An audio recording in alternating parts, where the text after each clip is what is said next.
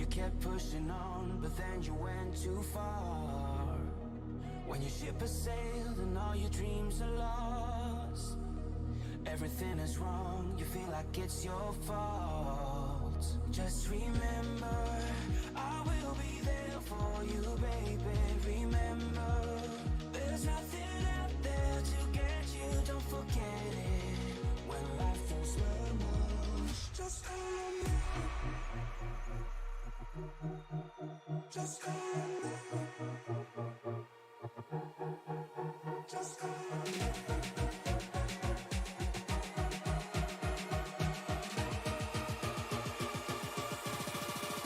Just call me.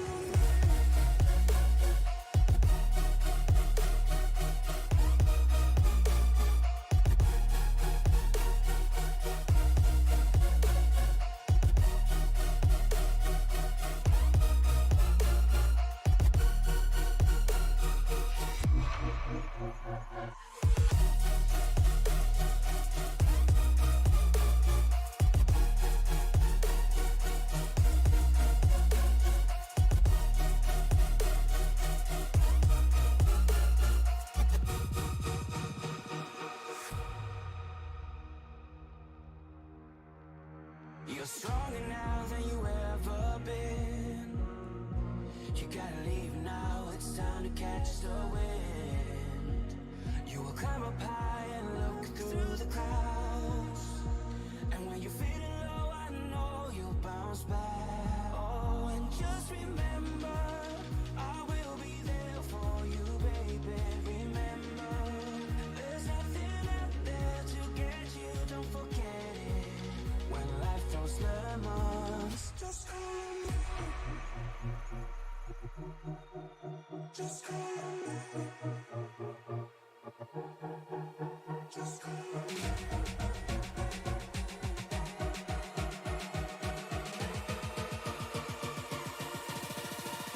Just call me.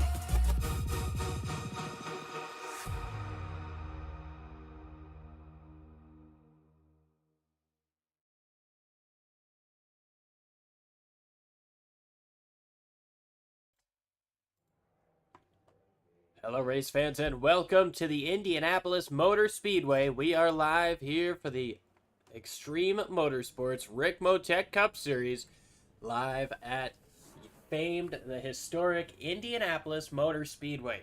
Live for 100 laps, 250 miles to decide a winner. Michael Thwaites, he's going to be starting in third. He won last night. He's going to be looking to be the third consecutive driver to pull off a weekend sweep.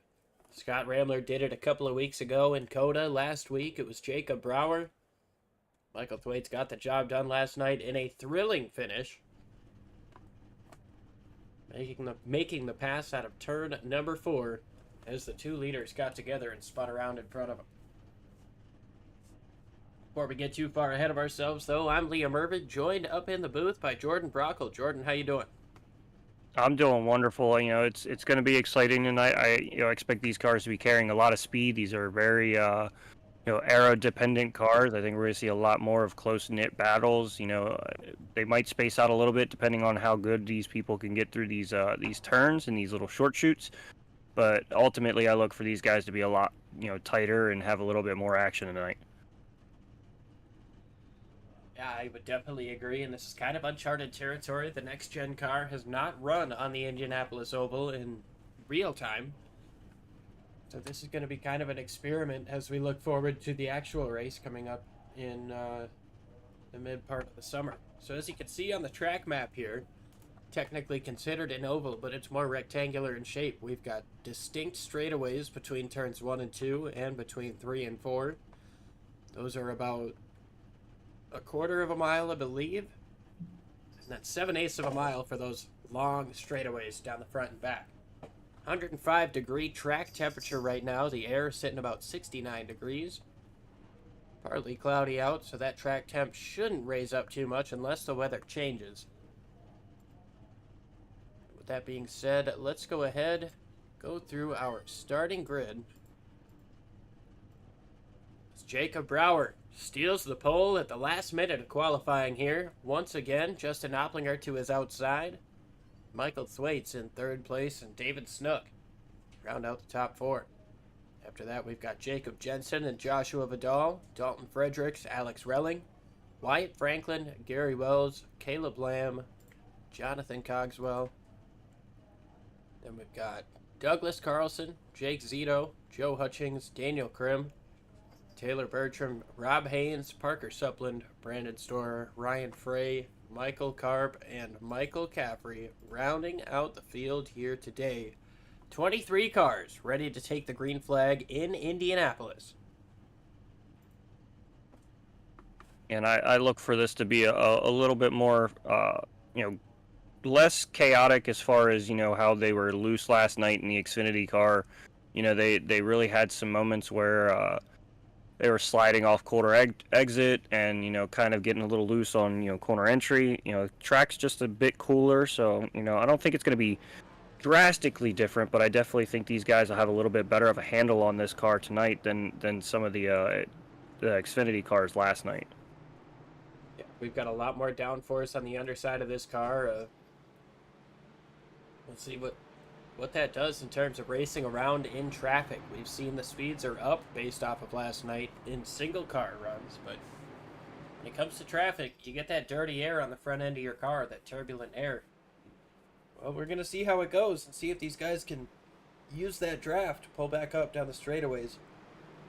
How tough is passing going to be? We've got a lot of questions and not a lot of answers at this point here at Indianapolis. Yeah, it's kind of like we're the maiden voyage. This is the first time that I'm going to see this car on this track at least, and I'm not really entirely sure what to fully expect out of these cars here. It's going to be a learning experience for me. Looking through the chats, trying to find Jacob Brower to see if we can get him in for an interview quickly before the start, but doesn't look like we'll be able to get with him. We'll keep an eye, see if he pops in later. Maybe we'll be able to talk to him. That 3 car ready to rock and roll here. He's got Opplinger to his outside, driving that number 1 car. Little bush light with a fish, and he's got a face on the back of that car too. Michael Thwaites rocking the grunt style number 12. David Snook up in the 41. Pace car's ready to make that hard left turn, and there it goes. The field is in the hands of the starter and Jacob Brower. 100 laps at Indianapolis, one of the most famous historical racetracks you could get a trophy at. We are racing here at Indy.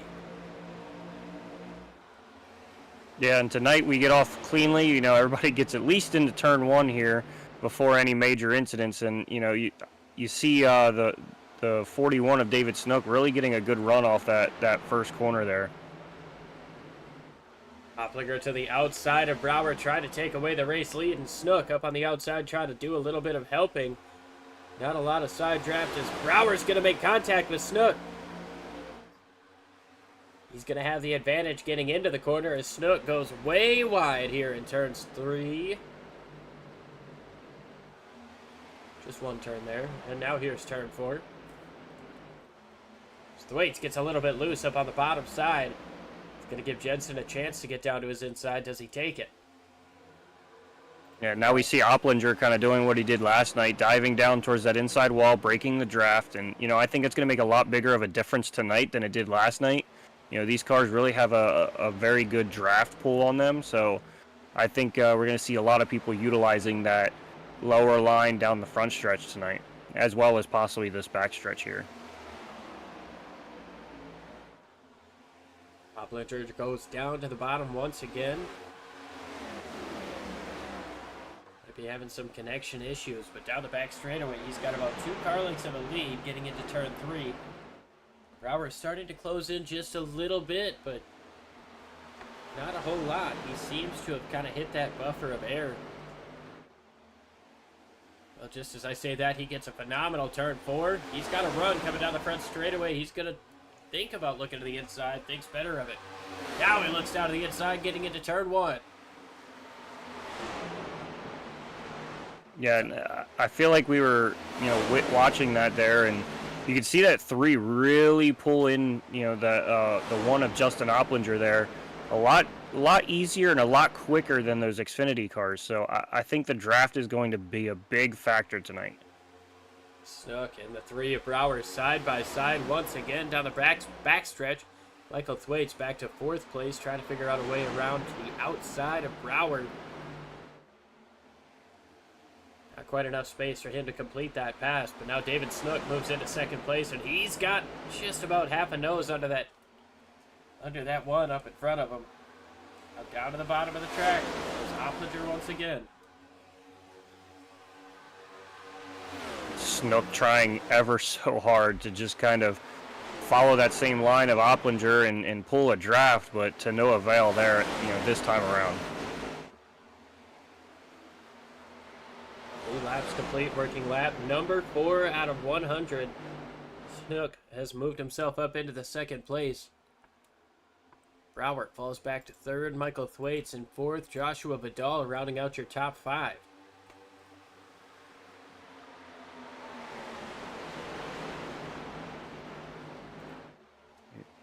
Truly not really seeing the separation like we were last night. I kind of alluded to that, in the pre-race, that I think we would see a lot tighter racing, and it's kind of showing that as we might be going 3 wide, just short of 3 wide here, going into turn 1. Brower wanted to get down to the bottom. Snook decided he couldn't make that move happen. He's going to try to get in front of Brower, though, through turn 1. He's going to complete that pass, or rather defend that position successfully. Now try once again at taking the lead from Oplinger. Oh, into the wall goes Snook, just a little bit.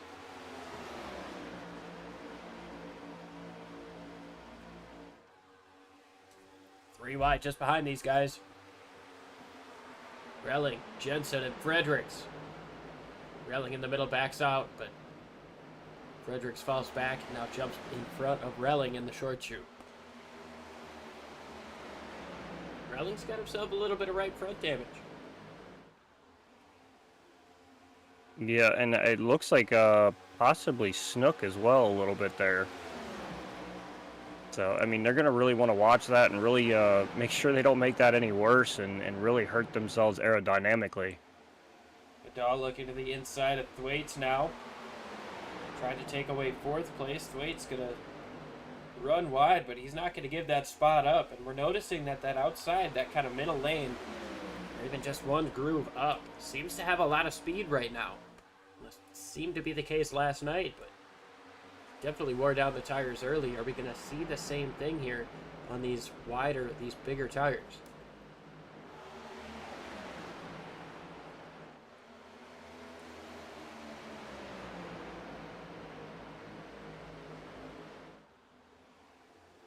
Snook has a push for Brower now as these guys close in on Oplinger for the race lead. Snook looks down to the inside once again. I feel like, much like last night, if you want to make that pass, you've got to set it up coming out of the corner. Try to side draft him down the front straightaway. Right now, they're going to make a little bit of contact up front. Oplinger might have touched the wall just a little bit coming up off the corner, and now Snook going to try to side draft with that 3 of Brower up on the top. Brower moves back down to the bottom. Now he's going to try a shot for the lead. Dives down to the inside. Oplinger going to try to cross him over now. Coming up off of turn number 3. Nothing doing there, and Jacob Brower takes the race lead. Yeah, and Brower really showing the dominance already here, getting to the front with rather ease. I'm not saying it was easy, but I mean, he makes it look almost effortless there, and really just kind of took command and You know, I feel as this thing goes on, he's going to figure that thing out. He's going to make some minor Oh, crash! adjustments. Turn two! Oh! Hard into the outside wall goes David Snook, and more cars. Another one drove into there was that Austin Cart.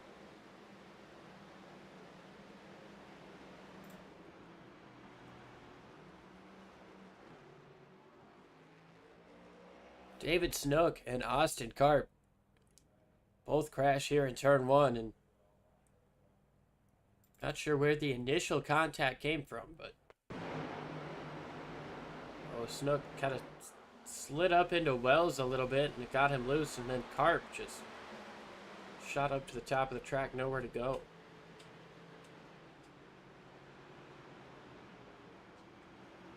Yeah, that's rather unfortunate there. That thing is toast, and you know, you see him take the toe there and sit there and watch that timer wind down slowly. I wonder if he thought that maybe that car was gonna come down the racetrack, and he just stayed stationary. Yeah, I'd imagine so. I mean, a lot of the tracks that we come to on a weekly basis, typically has a self-cleaning factor, but at a place like Indianapolis, it's really going to go against that instinct to run to the high side. Being a rather flat track, you do have a little bit of banking going into the corner, but it's still relatively flat compared to like a Richmond or Rockingham from last week, or a Vegas. There's not really a major self-cleaning aspect to this track.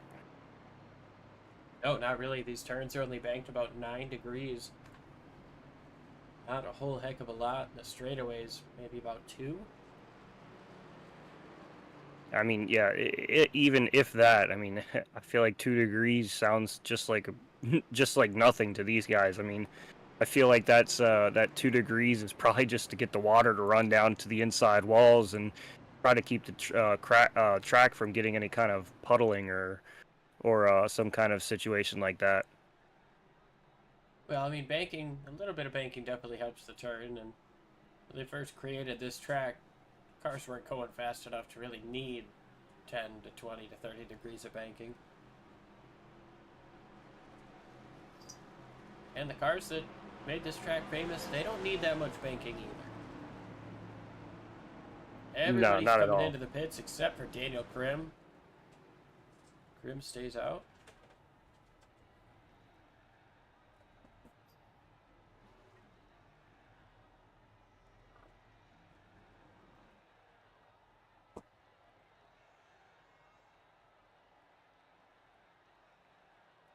It's going to be interesting to see, how well Krim can hang on. I don't know if he just may have missed a pit or what, but we've seen last night that the fresher tires definitely makes a huge difference early on in the run. They kind of tend to equalize a little bit in the Xfinity car.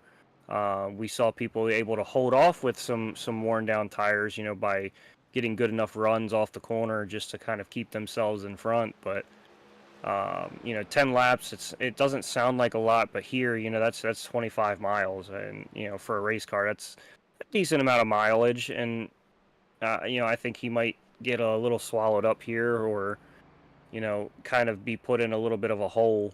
But we'll only time will tell.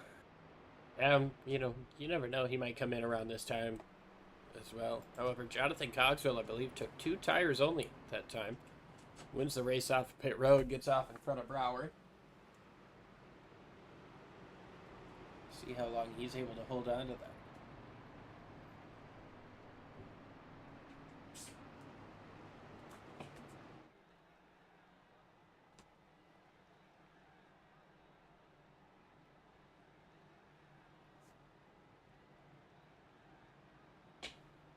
Really looking forward here to seeing how Brower can work in that high line. We saw him work in the high line yesterday, and really trying to make that work, and ultimately was able to get really good runs off, and get himself through the field rather easily. And I'm interested to see the wear factor with that outside line. We saw some of the people that were running outside defending a lot of the laps there, that they would start to wear out their stuff and, inevitably slowly fall back in the field. But I'm almost wondering, because it's the next gen car and it does have, independent rear suspension and, all the fancy, gadgets and gizmos, versus the more older style Xfinity car, if these things will be able to really use that outside line to their convenience. Well, we got just under 90 laps to figure it out. Daniel Krim on old tires going to lead us down. Jonathan Cogswell on 2 tires. Make up row number 1, then Jacob Brower. He's got Franklin to his outside. Opplinger and Fredericks make up row number 3. Then Relling and Caffrey, Joshua Vidal round out the top 10. Sorry, Jacob Jensen and Alex Relling, then Caffrey and Vidal.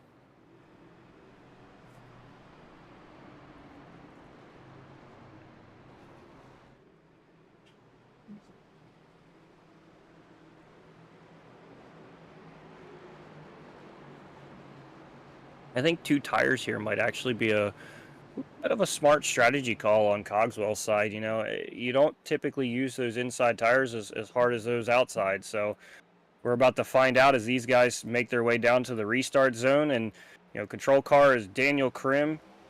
We are back under green and they are off. Jacob Brower all over the rear end of Daniel Krim with Justin Opplinger in tow. Brower had to check up just a little bit. Now that's going to give Opplinger the chance to move down to the middle, or inside lane. To the middle goes Brower, and now he's up top of Daniel Krim, trying to take away second place. Cogswell to the race lead. Cogswell showing a lot of power, just with those 2 tires, but I think it's going to be not enough for to hold off Jacob Brower on those 4 freshers. Yeah, Brower's going to get through and make that pass easily. Cogswell tries to fight back up on the top side, but not much he can do. We had one get back into the wall just there off of turn 3. Keeping an eye on Daniel Krim here is Jacob Brower back out front. He's going to cut down to the bottom side to try to break that draft. Well, Opplinger going to try to get around Daniel Krim. Yeah, Daniel Krim kind of playing a little bit of a roadblock for these guys, just behind him, and not really letting them get around him. I kind of spoke about that, how the older tires were able to kind of hold off if they were able to, get the good runs off and kind of run the perfect line. As you see Opplinger go to the inside, Relling way down into the inside. Yeah, he had a huge loose moment there coming up off of turn 2. Great job keeping that thing straight. He's going to lose a ton of positions, though, as he falls back to 13th.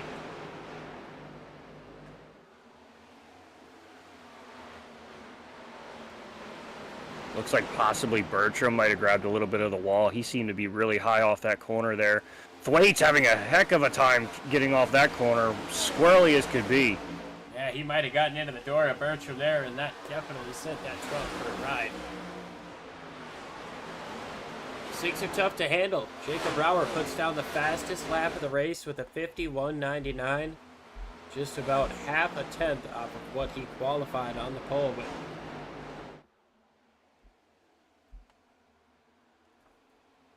Most of the pack still together here down the back straightaway, as you can see them snaking down. Brower trying to break that draft. Cogswell in second. Opplinger able to get up into 3rd place. Yeah, Brower definitely getting a better drive off than Cogswell. Just barely, barely edging forward. As he comes out of the corner. But I look for Justin Opplinger to kind of pull a toe off of Cogswell there and make a run for Brower. Brower puts down yet another blazing fast lap. That time a 52 flat, just 100th off of his fastest lap of the race, which was, by the way, just the lap prior. Clean air could definitely be a big thing for Brower here as Cogswell gets closer to the front end of Opplinger. That could take away some of the air, get you in some turbulent air. Yeah, I think the key is definitely going to be those runs off to kind of get you right alongside and, pull that side draft, because once you get right up onto the back of these cars, it's almost like there's like a bubble that kind of keeps you from fully getting locked up. As you see Opplinger dive into the inside there, trying to pull that side draft off of Cogswell. He's going to be even going into turn one and looks to possibly just take that spot right away. Well, gonna fight back up on the top side. Keep his nose up there as much as he can. But Opplinger down on the bottom. He's going to be able to complete that pass, move into second place. I'll tell you what, he's getting closer to Brower's lap times, but Brower is continuing to pick up that pace as now Cogswell trying to use that draft, trying to figure out a way, trying to send it down into the corner as we've got some crash down the back straightaway. Gary Wells and Taylor Bertram.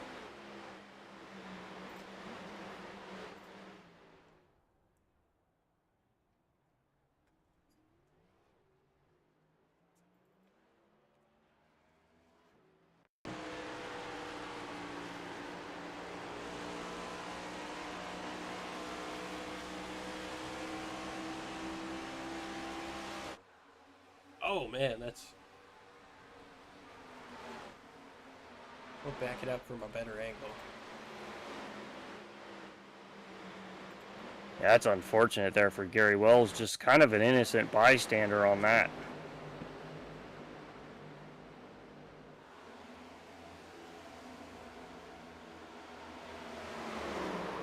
Yeah, it looks like Zuplin just gets into the back of the 24 and spins him down into Gary. I think Gary was just kind of minding his own business, running down there on the bottom, trying to stay out of everybody's way and, maybe make an advance, but ultimately just kind of getting blindside blocked there by Bertram's car. Yeah, really not much he could do.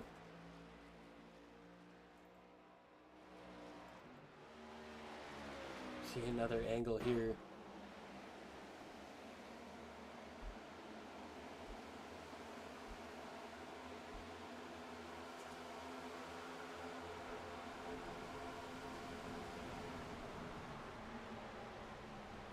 Tough break for both of these guys. A decent amount of damage for both of them. Cogswell and Krim coming into the pits. They didn't lose a whole heck of a lot of track position. Now they're going to have a little bit fresher tires.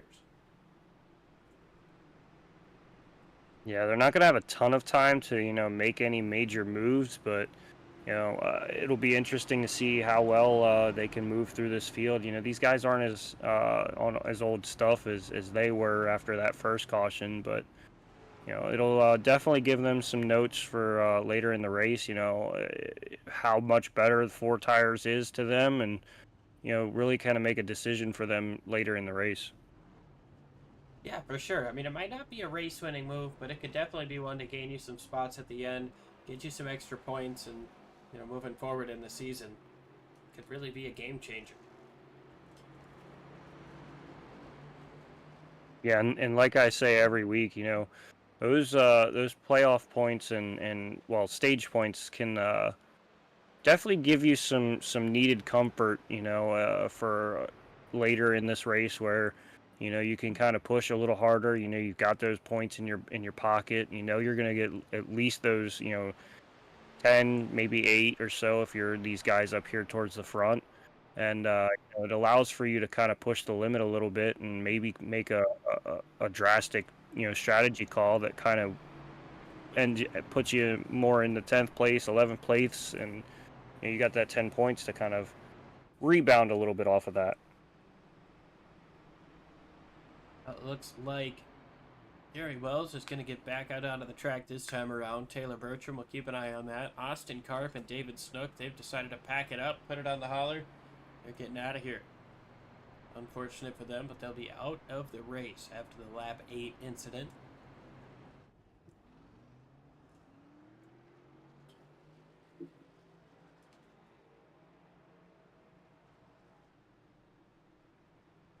Jacob Brower's going to come across, lead lap number 18. See if we've got the one to green this time. And we do. So it should be 13 laps to go in the stage when we get the restart. Stage end is at 33.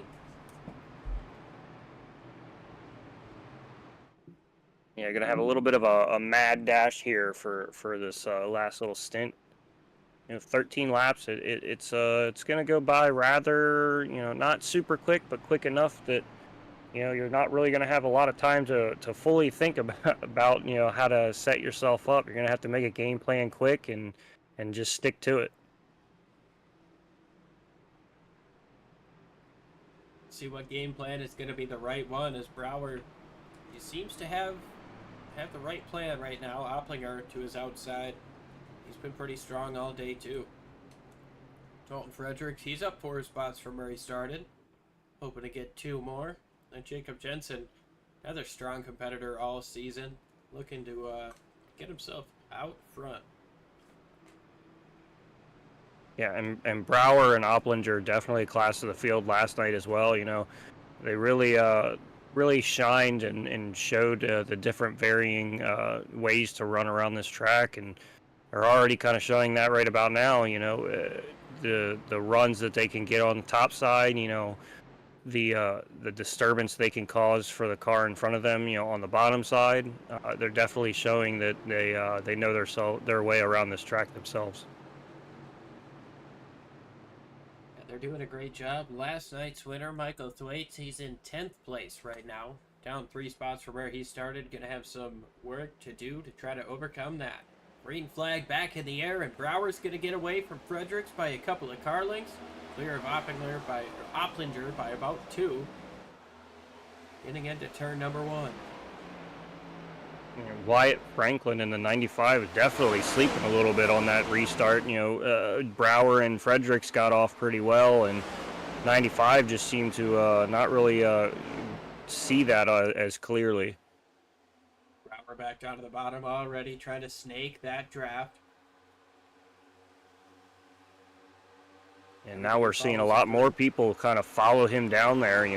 Last night it was kind of very different. One guy would snake down, maybe 2, and we saw pretty much the entire field snake down that time.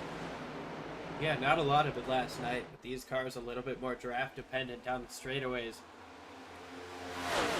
The leader, he's kind of in the opposite situation. Leading this race, you're punching a big hole in the air. You've got more air resistance than everybody behind you. So you want to go down and break that draft so you're not punching a hole in the air for the guys behind you. Yeah, and we see even in the real world where that aero blocking does a number on these guys, and I think it's going to come into a factor here. Maybe towards the end of this stage where these guys are really depending on that aero block to hold off people. Yeah, when the tires start to wear down, that aero block could definitely be a huge thing. People used to call it mirror driving. You just try to take away the line of who you're racing around. Because if that's where they're fast and you're there, they can't go there. They've got to try to get around you some other way, and that can really throw some people off and cause a mistake to be made. And potentially make it easy for you to run away with the race win. Now we watch Alex Relling and Joshua Vidal do battle here. Just racing for a top 5 spot. Here comes Relling down to the inside. Yeah, and it seems like a lot of these guys are capitalizing on some of these people having a wider exit. With Relling right there, he kind of saw Vidal kind of taking a wider exit there, kind of marching up towards the wall as he kind of gets close, almost contact, but uses that hard left turn to kind of get underneath that car in front of him, pull a little bit of side draft. Yeah, a little bit more of a side draft, maybe contact there in turn 4 as Relling now right back to the rear of the 26th of Vidal. Thwaites trying to look to the middle 3 wide, nowhere to go. Relling has to let off on the inside. He is big time sideways coming up off of turn number 1. He has a hornet's nest of cars coming up around him. A little bit loose there coming up off the corner that time again, and Vidal going to try to jump down, keep these guys side by side so that he can get as much of a gap as possible. However, Relling going to fall in behind Franklin.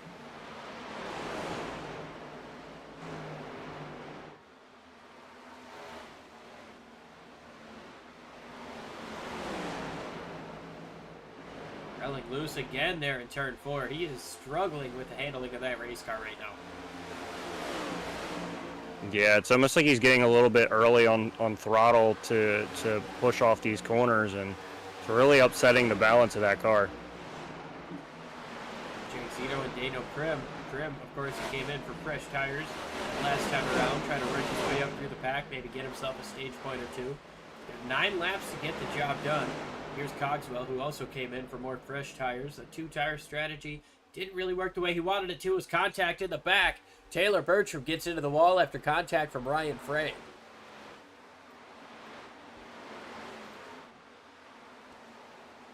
So more damage to the right front of that car.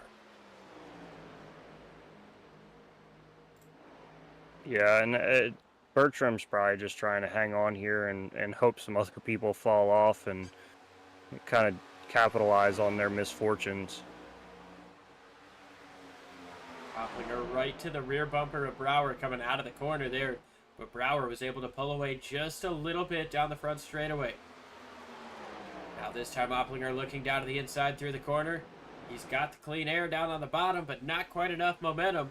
Brower's going to get it by about half a car length down the back straightaway. Yeah, these guys really just kind of setting sail a lot more than some of the cars were able to get away last night. And you know, Jensen's just kind of stuck there in the middle. You know, a second to a second and a half ahead of the car behind him, and you know, just a second behind these guys, and just kind of caught in that little bit of that just kind of gap. Nowhere to really go. No one to draft off. No one to push him. Last time around, Brower was just a couple of 100ths quicker than Opplinger behind him. These guys are pulling away a little bit on Jacob Jensen. That time by it was 0.2 of a second. Oh, into the wall goes Opplinger, coming up off of turn number 2. It seems like a decent hit, Wow. too, that might end up hurting him. Sorry, I didn't mean to cut you off there. I just did not expect Brower to make a hard right turn back up to the wall like he did across in front of Opplinger.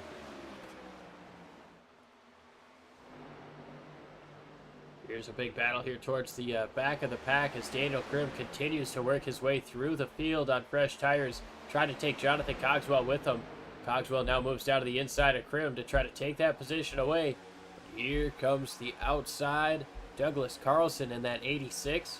He's going to give him a big push down the front straightaway. Now he's going to try to take away that spot.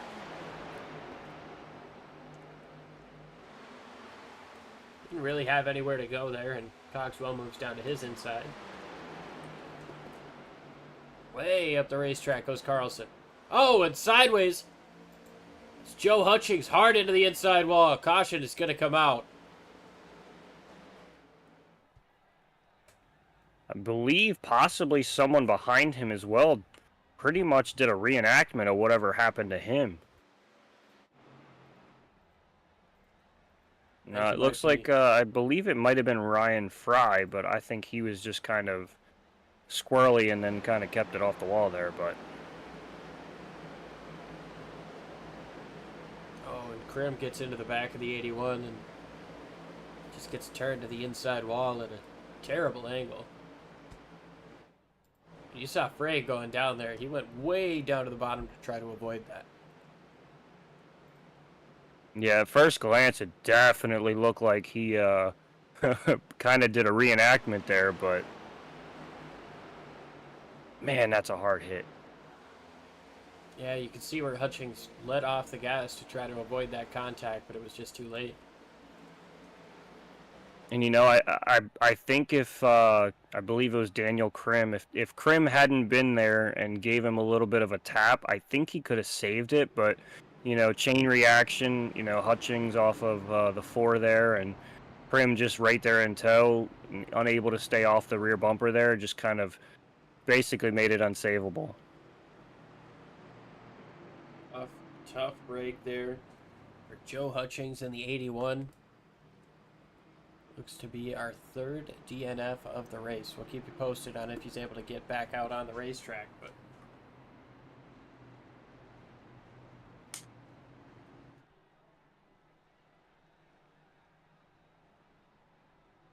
Top 3 all going to come in.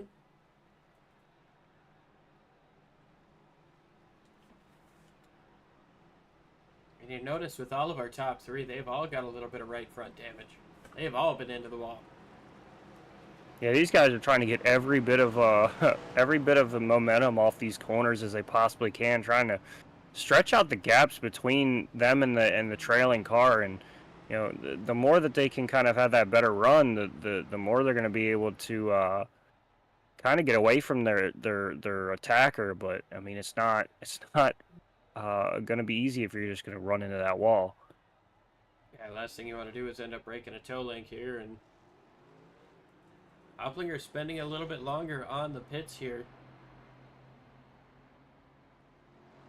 to get some of that damage looked at, pulled out at the fender. We're going to go ahead and step away for a quick moment here. We'll be right back with the restart.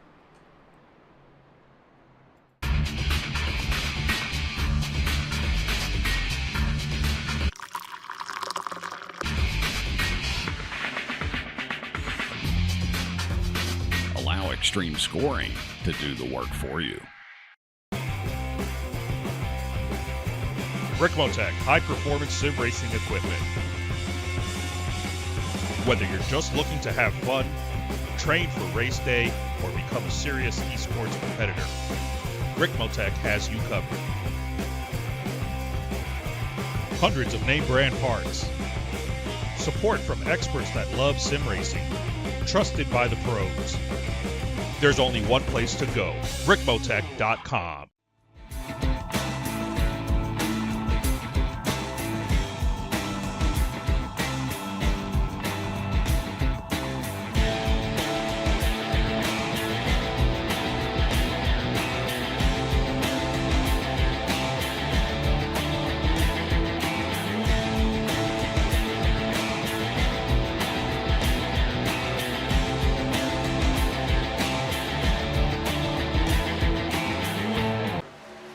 The search is over.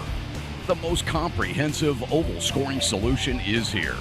Featuring oval playoffs, adjust drivers per round, custom number of rounds, custom playoff points, provisionals, optional win and you're in, custom playoff displays, rookie championships, optional minimum participation, and load those results in seconds. Visit extremescoring.info today.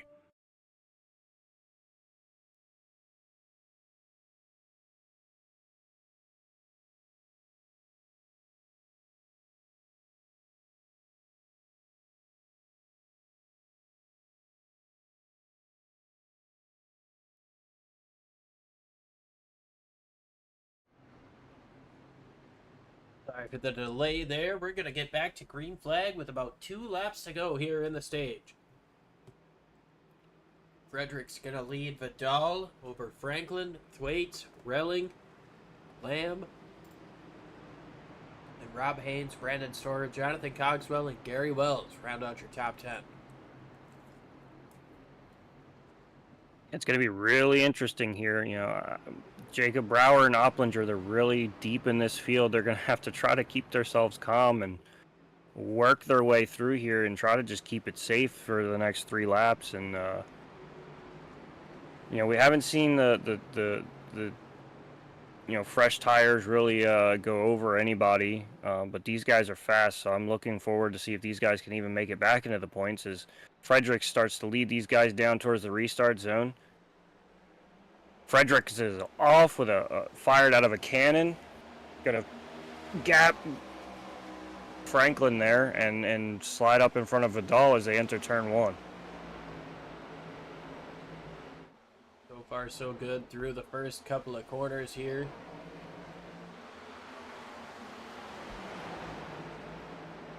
Caleb Lamb to the inside of Wyatt Franklin. Gonna get super close to making contact. And now here comes Relling down to the inside.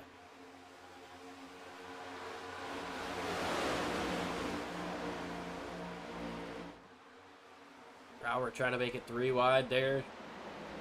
Towards the back, he makes the pass on Krim. Puts him up into 12th place. Big time loose moment there for Brower. Yeah, he's pushing hard. You can tell he's really trying to get back to at least that one stage point. He's right there on the cusp of it. You know, he's really just trying to get something back here. Out front, it's Dalton Fredericks by about half a second. Joshua Vidal in second place, and Michael Thwaites up to third. Into the wall goes Alex Relling, and Douglas Carlson went way down the racetrack coming up off of turn number 2.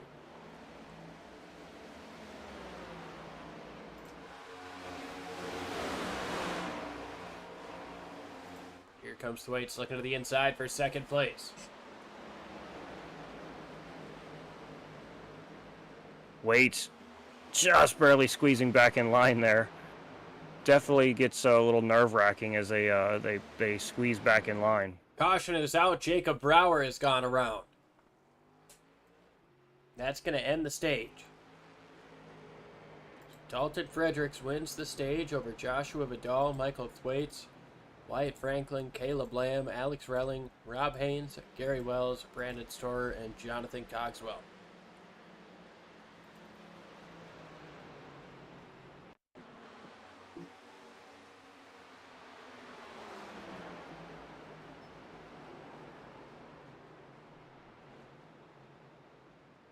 I'm not entirely sure what all that was about. Yeah, it looks like it just looks like he got doored the whole way into that corner entry and kind of threw his line off. He goes up high with the other car there, and he bounces off the wall and wipes Brower out. Going down the backstretch, Brower's got a huge run. Moves down to the bottom. Oh, I it can't looks tell like if he moves Brower. up or if Carlson moves down. I feel like it looks like Brower kind of makes a little bit of a right turn towards him. I don't know if he meant to door him, but that, yeah. Yeah, Brower definitely comes up the racetrack there. It almost looks like Carlson just wanted to stand his ground and kind of pinch him down and, you know, kind of drive door to door into the corner, kind of show how he doesn't want to be pushed around. But I almost wonder if there's something that led up to that. You know, maybe Brower wasn't happy with Douglas Carlson there, or something. You know, maybe held him up or what. But that's a shocking thing to see. Definitely is. These guys raced each other pretty hard.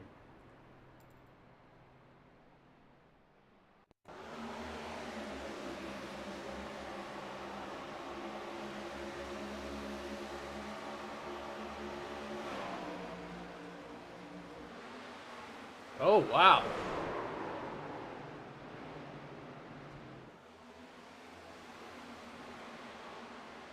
I did not see that. Mm-mm.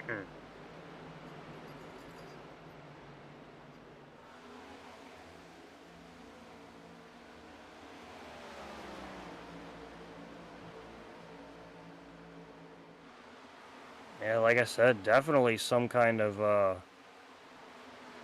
Yeah, I think it was absolutely retaliation for what happened on the front straightaway. definitely some He felt kind like of he got felt like he got pinched down there. He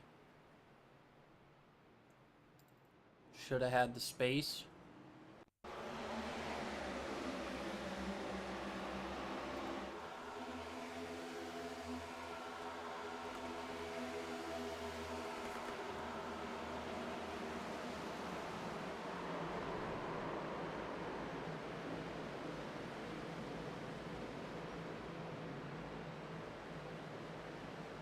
Now, I'm not entirely sure how this works out.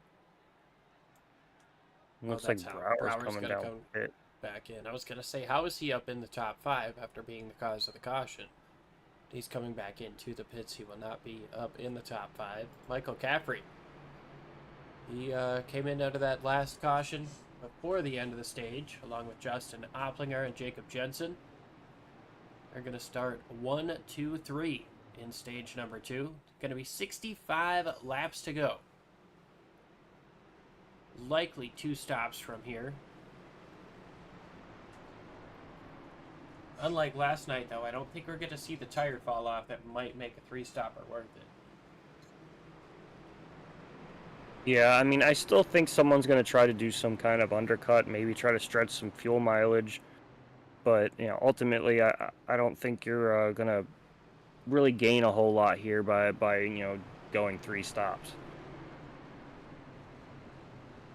Last night, maybe. I mean, when you're gaining 3.5, 4 seconds a lap on fresh tires, that point it might become a little bit more worth it. But these cars, they just haven't shown that type of fall off. Yeah, no, I mean, we even saw that Cogswell, he was able to kind of stick with the top 3 there at least. And I mean, no matter how confident Cogswell is there, you still got to kind of almost expect Opplinger and Brower to get around you. I mean, these guys are, fast. Not to say, Cogswell himself isn't fast, but I mean, Opplinger and Brower have definitely been showing this year that they're in a little bit of a class of their own.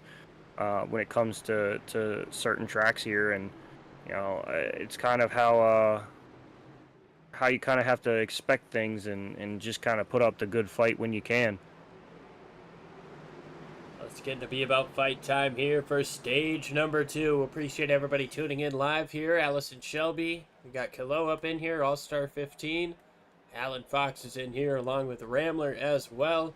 Thanks for tuning in, folks. Green flag back in the air. Stage number 2. The final stage is underway. Great job up on the top side from Opplinger. He's going to get his nose out front, just barely getting into turn 1, and now he's going to pinch down on the 77. Caffrey's got nothing he can do. He's going to lose the lead. He's potentially going to lose second place here as well as Jensen moves up to the top side. And now Fredericks with a huge run coming up off of turn number 2. Yeah, we see some major side drafts off of Caffrey there, really just trying to get around him and seeing his outside line work a little bit better for these guys. Well, it definitely helps to have a guy in front of you who's on a little bit older tires. It doesn't quite feel like he can push as hard as you right now, and Dalton Fredericks made it look easy up on the top side as Supplant gets up into the wall just a little bit, and he's going to make a move to the top side of Caffrey. Not quite enough there, but getting closer and closer. He looks up to the top as well. He's seen it work on that 77 in front of him every single time so far. Why not give it a go?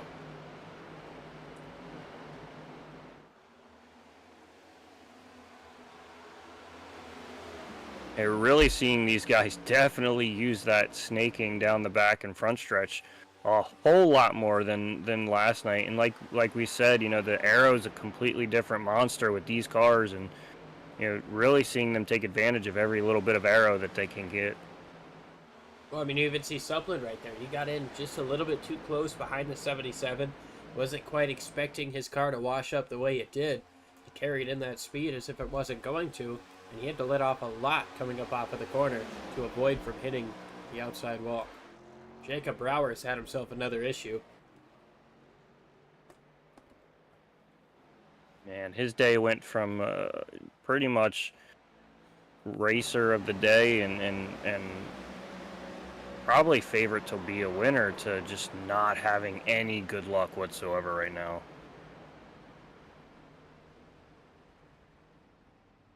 He came to a complete stop on the racetrack. Started moving again, and you gotta wonder if he wanted to get a caution flag there, or if he just wasn't sure if he was gonna take that tow at the moment. Decided better of it. Let's keep going for some points here. Opplinger holding out of the race lead. Big time snaky moves down the front straightaway. Trying to keep Jacob Jensen at bay. It's half a second right now. Yeah, and suddenly, Opplinger's kind of on an island of his own, kind of how Jensen was, watching Brower and Opplinger race each other before that last little stint. And it's interesting to see how Jensen's hanging with Opplinger, but he's not gaining or losing, and he just can't seem to kind of pull a draft enough to get up there and kind of upset the car of Opplinger. Yeah, I mean, I think you're absolutely right. He's able to stay with them. He's not able to close that gap down, and we saw at the end of the last run. Yeah, I know it's been a lot of shorter runs throughout the course of this race, but Jensen was really falling back. He was over a second and a half behind the 3 and the 1 as they were racing for the lead. So unless he can make some sort of adjustment, or whether it be to his driving style or to his car, brake bias, whatever, unless he can make some sort of adjustment throughout the mid to late portion of this run, I just don't know if he's going to be able to get up to Opliger.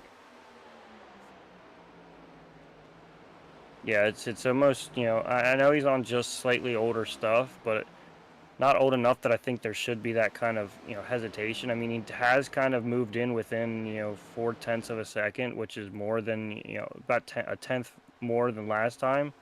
Definitely kind of pulling a little bit of a toe down the front stretch here, down to about 0.3, 3.5. So, I mean, he's gaining a little bit here.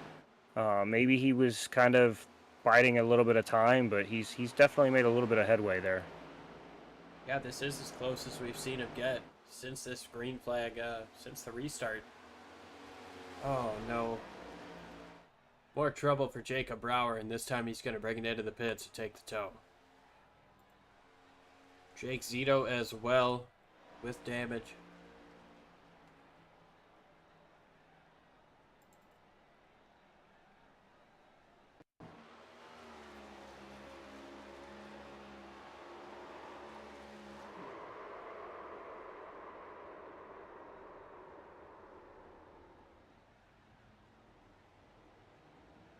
Yeah, his day went from bad to worse, and he just called it a day at that point. Tough day for Jacob Brower. Tough weekend, He thought he was going to be able to win last night. Things didn't really pan out his way, and looks like he's going to be out of this race.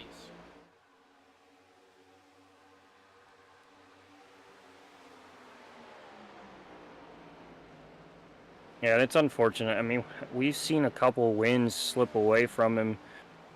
Rather, I mean, he did the sweep, but then, he had the incident coming to the checkered, and, ultimately not winning that race. Oh, problems! Here. Alex Relling turned around down the front straightaway, hits the inside wall, now he hits the pit road wall.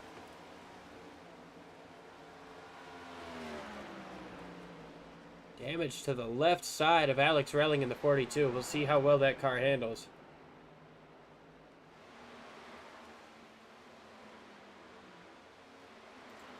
Yeah, that definitely looked ugly.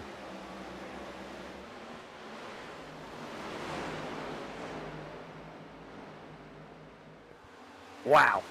Definitely got a little low on that corner exit, and wow, I don't know how he kept it off that wall. He almost made it out, unscathed there until he got the inside wall down the front stretch, but got a little under that white line, and you know as well as I do, it's a little treacherous down there. You could kind of grab a little bit of that rumble strip there, and even kind of throttle up a little sooner, while you're under that quote-unquote apron, as Jensen even grabs the wall and exit there.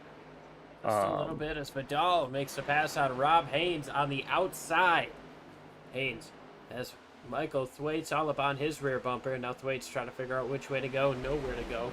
Haynes is going to close the door in front of him.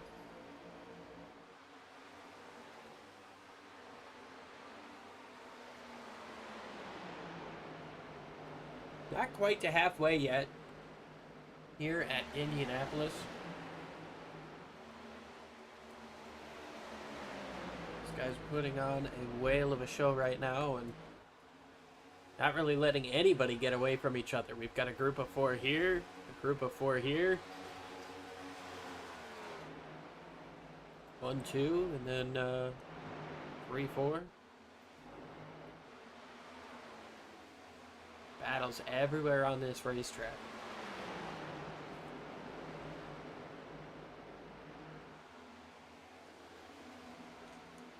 Yeah, definitely a ton of battles. We've seen our fair share of battles with in this race and the race last night alone, and And these guys just keep finding every which way to keep making some kind of interesting moves, and see the 4 way up on the outside, grabbing the wall, almost down comes into down. Rob Haynes and Michael Thwaites.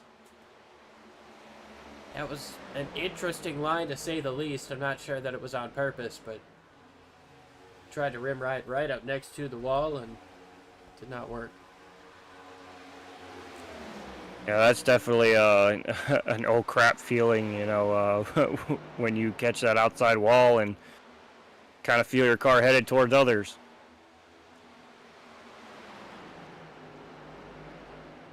Meanwhile, Michael Thwaites here trying to make a move on Joshua Vidal. He's got a nice run coming up off of turn number 2. It's about a car length, half a car length. He's going to potentially move down to the inside. Thinks better of it this time around. Yeah, you know, like we were talking about, it's all about the setup, and you know, he kind of saves his momentum there, and he's probably going to make a run coming off this corner to, you know, shoot down the front stretch. See what kind of run he can get coming up off of turn number 4.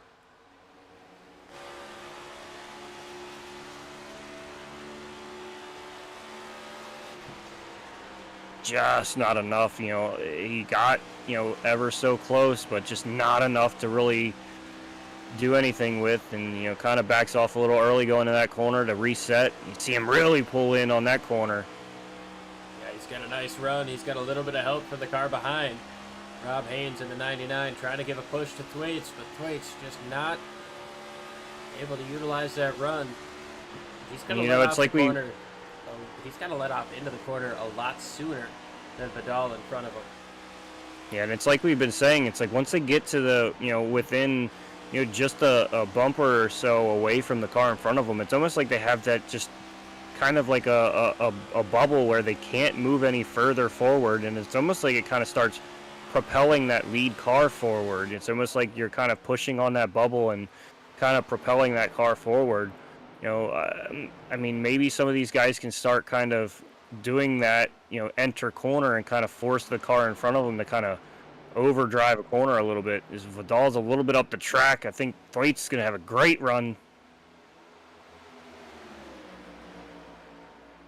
You know, I know a lot of people say, like, oh, you know, this next-gen car, it's so tough to pass in.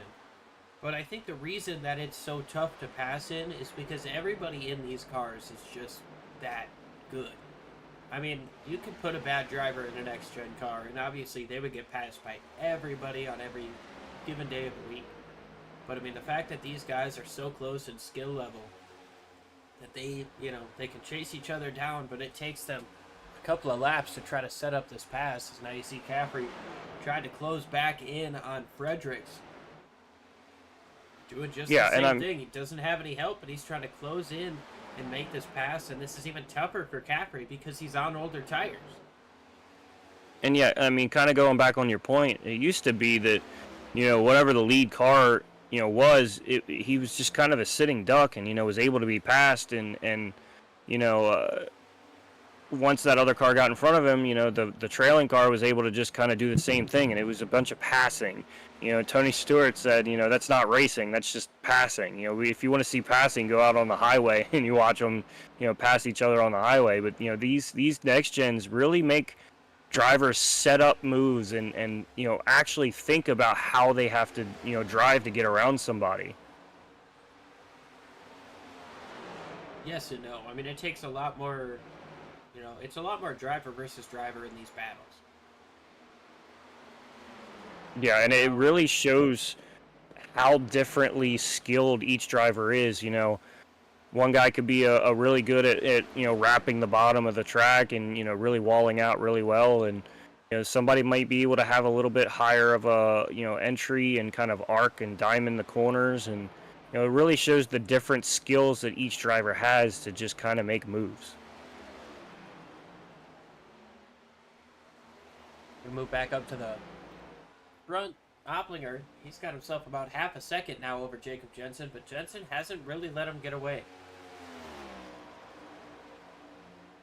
This guy's working 22 laps since their last pit stop, so you've got to think they're going to be coming in relatively soon, within the next 5 laps. Yeah, and like you said, Jensen is just kind of right in that bubble of 3/10 to 5/10 off the off the leader, and I don't know if it's I don't know what he could really adjust there to get himself just a touch bit more, because I know once he gets just a touch closer, I think he can make a some different line runs and some different side drafting and everything to really make Oplinger's car act a different way. But it's what it is that he needs, I'm not sure. As Thwaites goes into the corner kind of high, 51 looking inside, as him and Vidal are going to make a run down the front stretch again. I feel like Thwaites is trying to push Vidal, try to use him to help get closer to the lead, and it's just not working the way he wants it to. I think he's losing too much time cornering behind Joshua Vidal. I think he's got to pull out and try to make this pass. Yeah, I think he's trying to just kind of be a good partner, and I think he needs to be just a touch bit more selfish this time around, and kind of just get around him and kind of pull that car along with him. Thwaites is able to hold that bottom better. He lets off the corner sooner. Through the first turn there.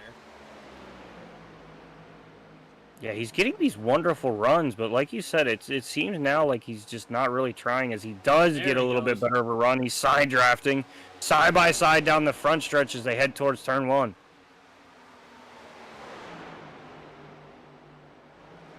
Side by side through the first corner, and Vidal going to stay strong up on the top side. Haynes tried to get up to the top of Thwaites. Nothing doing there, as he's going to have a very bad entry. That wasn't Thwaites, or that wasn't Haynes behind Thwaites. That was Lamb. Yeah, that sounded like a little bit of a tongue twister there. Thwaites, Haynes, that's a tongue twister. Twisted But my tongue, that's for sure. and Thwaites, he's not able to drive off the corner as hard, being under Vidal there. So I think that's what really hurt him there. He's got these beautiful runs. He gets to the inside. He can, he side drafted really well. It's just once he was beside him and didn't have that drive off like he wanted to, he couldn't fully make the pass. He's going to try to set him up again. He's got a nice run coming up off of 1. I think if he can set him up nice off of 2, get that side draft, and have the advantage getting into the corner. He's got that advantage. He's got that run coming up off. He's going to try to squeak to the outside. He's got the nose there. Vidal doesn't want to give it to him. Thwaites going to put it in deep on the outside. Vidal going to fight hard on the inside. Vidal slides up the racetrack. Thwaites gets right to the bumper, though. Little bit of a bump at 185 mile an hour. Coming up off the corner, more contact. Lamb tries to go to the middle, not enough space. He's going to get in behind Vidal. I think Lamb saw an opening there where he could push Vidal down and maybe try to complete the pass on Thwaites. I mean, he's got a car ahead. He's going to kind of make it as Thwaites is loose off the corner. Now Thwaites giving it everything he's got there, and as these guys keep battling like this, the lead is now 7 seconds out in front as Thwaites gets up next to the wall. Haynes has to take evasive action all the way down to the bottom of the racetrack, and now he's going to try to pass for the 7th position here.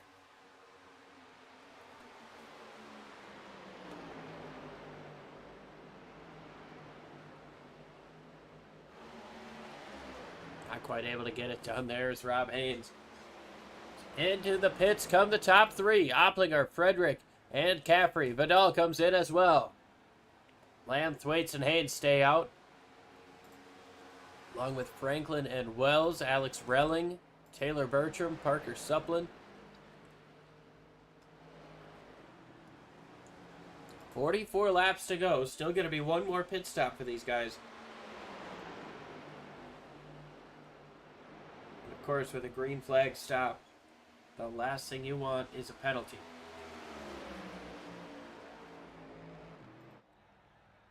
Yeah, no, especially Which at a track Opplinger- like this. Oh, no. I think Dalton Fredericks missed his pit box.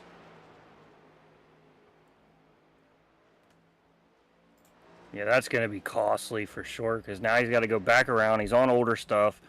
You know, he's got to really try to keep it under him and make up as much time as he can. You know, he's going to kind of be on an island on his own, so he's not going to really have a ton of help.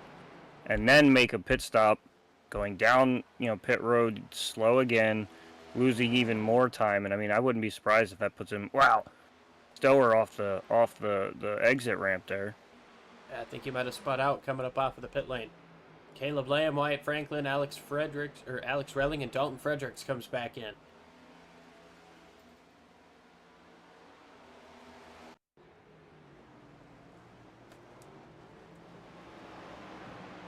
See what happened with Story here coming up off the pit lane, and yeah, just right away gets turned around.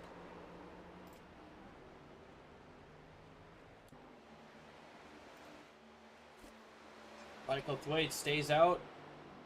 He's going to come in this time. Rob Haynes going to follow him in. Haynes with a little bit of a lockup. Here comes Wells into the pits as well.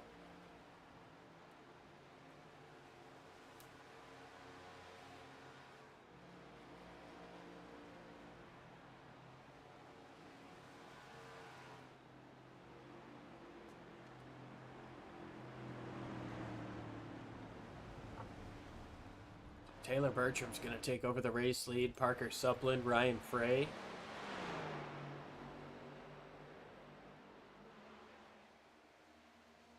You know, these guys definitely, Bertram trying to get a point, at least kind of make his day a little bit better, having a little bit of trouble early on.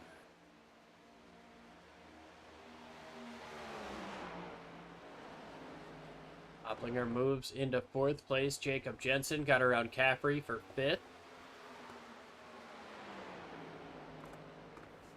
Yeah, he's a little bit further behind, Opplinger there, but, I think, I definitely believe he had to have made some kind of small adjustment. He's always been able to find speed late in these races once he really dials in his car. So I look for him to really start challenging Opplinger here, that this will be the race for the lead, once the others make their stops. Definitely going to come into the race for the lead, as it is just under a second where we sit right now, just about where these guys came into the pits. You can see Opplinger still jumping down to the bottom, trying to take away that draft from Jacob Jensen.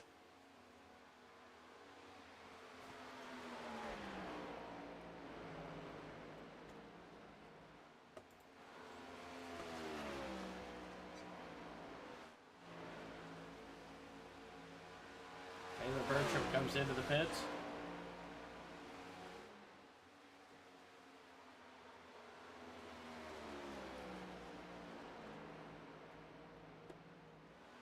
Parker Supplin as well. Daniel Krim all over the back bumper of Gary Wells. I think Jensen might be pulling a little bit of, just kind of saving some stuff. He's not losing, he's not gaining, but it doesn't seem as similar as it was before, where, he made a lot of headway and then lost it, made headway and then lost it. Kind of really just still sticking right about where he was and maintaining a gap. I think he might be doing a little bit of tire saving and saving some stuff for later on in this run. Here comes Haynes to the inside of Caleb Lamb. That's going to be a pass for 6th position. Just about half a lap behind the leader.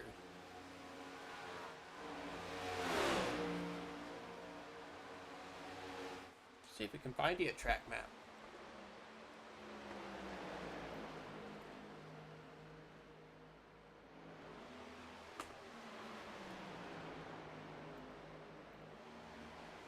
There you are.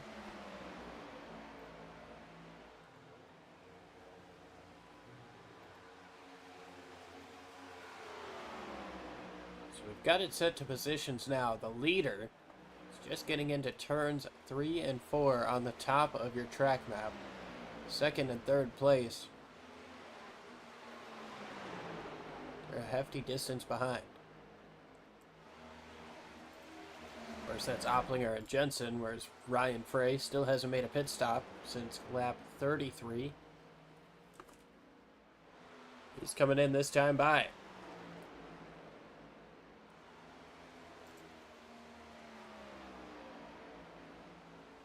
Now we see, Opplinger take over the lead. Jensen takes back second place. About a second off of Opplinger, and really just kind of maintaining that. And, I don't know. I mean, it seems like Opplinger just has the motor to really kind of just run away.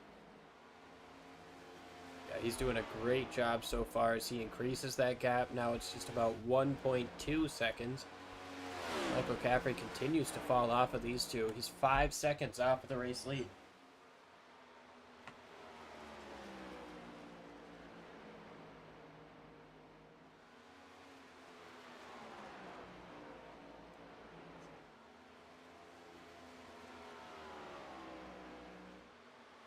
Gary Wells gets to the inside of Thwaites, but not enough to make that pass happen. Now these guys catch up to Daniel Krim. That's going to be for 7th place.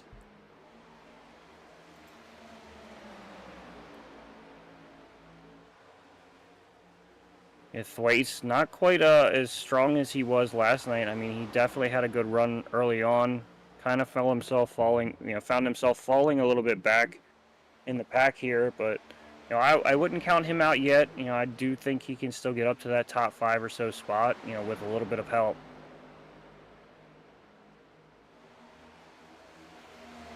Speaking of top 5 drivers, Rob Haynes in 5th place. He just put down the fastest lap of the race with a 51.82. Unfortunately for him, he's still 10.5 seconds behind the lead. He's got a lot to try to overcome here.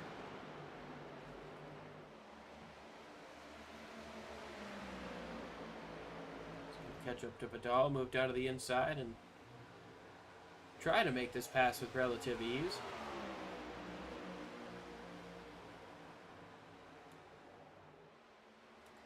Vidal fights hard on the outside.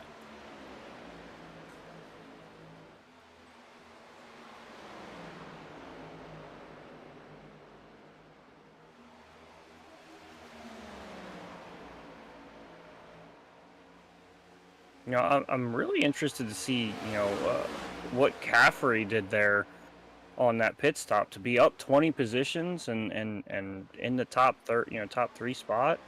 I know he fell back a little bit, being on older stuff, but kind of ran that cycle out and found himself right back up into the top spots there. I know he stayed out. I believe he took 2 tires on an early pit stop, and Daniel Krim trying to side draft with Michael Thwaites. These guys down the front straightaway, neither one of them wants to give an inch. Thwaites fighting hard on the bottom side.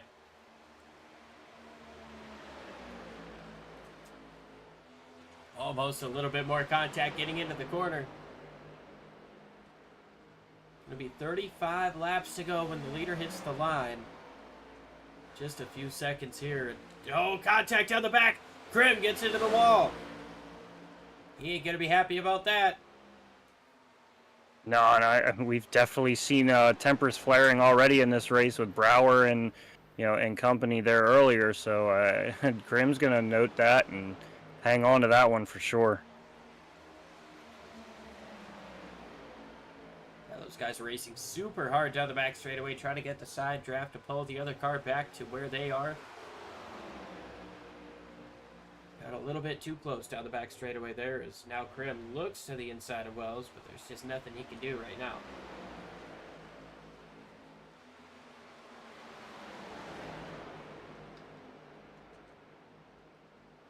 But we're going to go ahead, step side by side one more time. We'll be right back with more incredible racing action.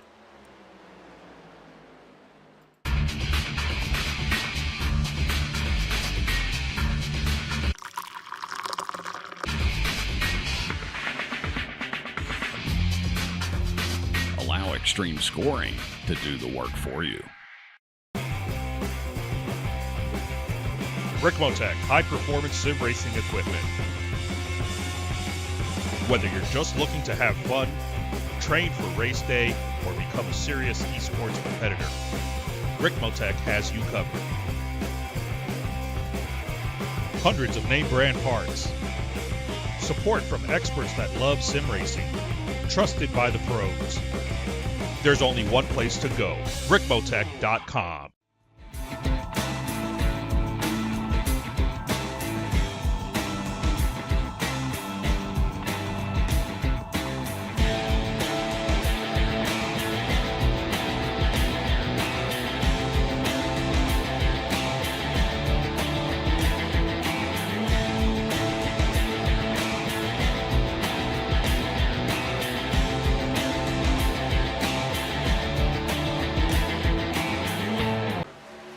The search is over. The most comprehensive oval scoring solution is here. Featuring oval playoffs, adjust drivers per round, custom number of rounds, custom playoff points, provisionals, optional win and you're in, custom playoff displays, rookie championships, optional minimum participation, and load those results in seconds. Visit extremescoring.info today.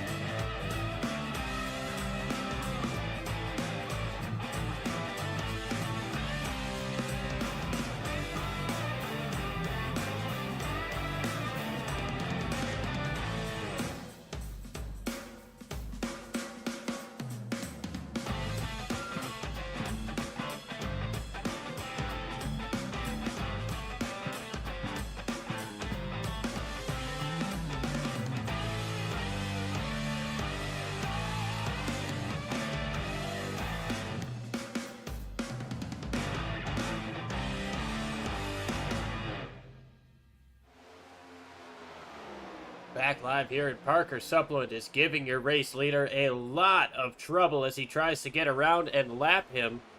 Opplinger losing a tremendous amount of time to Jacob Jensen behind him, likely hurting his tires a considerable amount as Parker Supplement trying to stay on the lead lap. He has every right to do so and try to fight to stay up here, but Justin Opplinger does not want this at all as Jacob Jensen has put that gap all the way down to about 2 car lengths now, getting into turns 3 and 4. Yeah, and that right there is a dream in Jensen's eyes. Seeing Opplinger fight and fight and fight trying to get through that and able to close it down to 2/10, really trying to make a strong push to get to Opplinger. Well, he's going to have a little bit of help from Supplement behind him to push him forward, but now no lap traffic directly in front of Opplinger to slow him down. It's going to be a mano-a-mano type battle here with less than 30 laps to go, and we know there's a pit stop coming.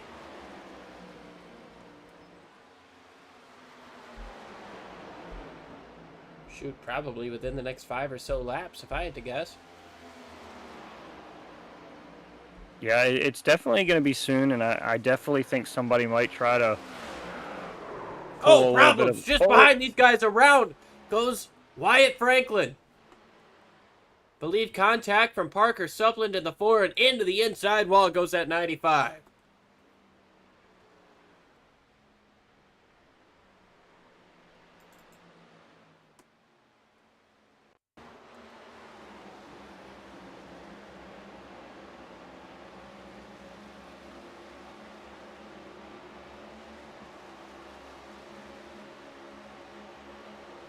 Oh man, Supplet just came down. Might have been trying to side draft there and just turns to 95. yeah, and I mean, we've seen it a couple times tonight where, the side draft just kind of goes wrong.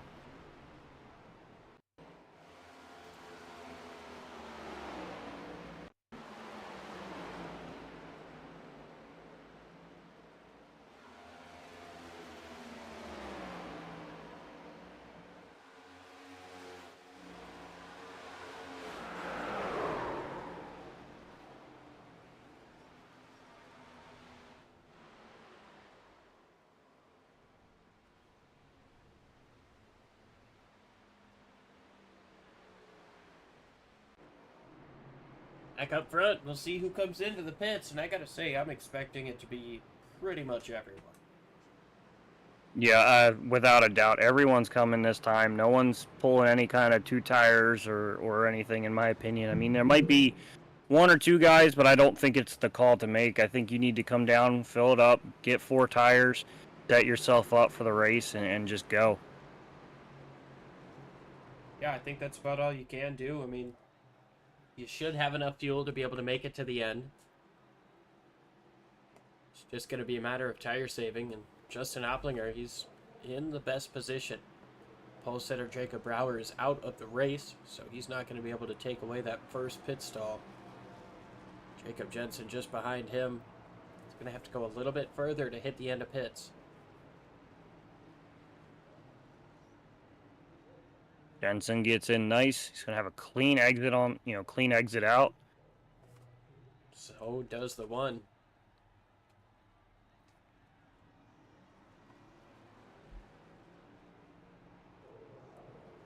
Oh, Blazing not gonna quite be blast. enough. Oh! Man, there was almost a bit of contact there with Caffrey.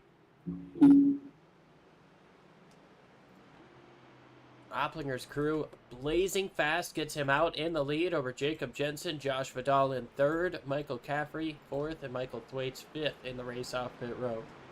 Nobody stayed out on the lead lap, so that puts these guys into the top 5.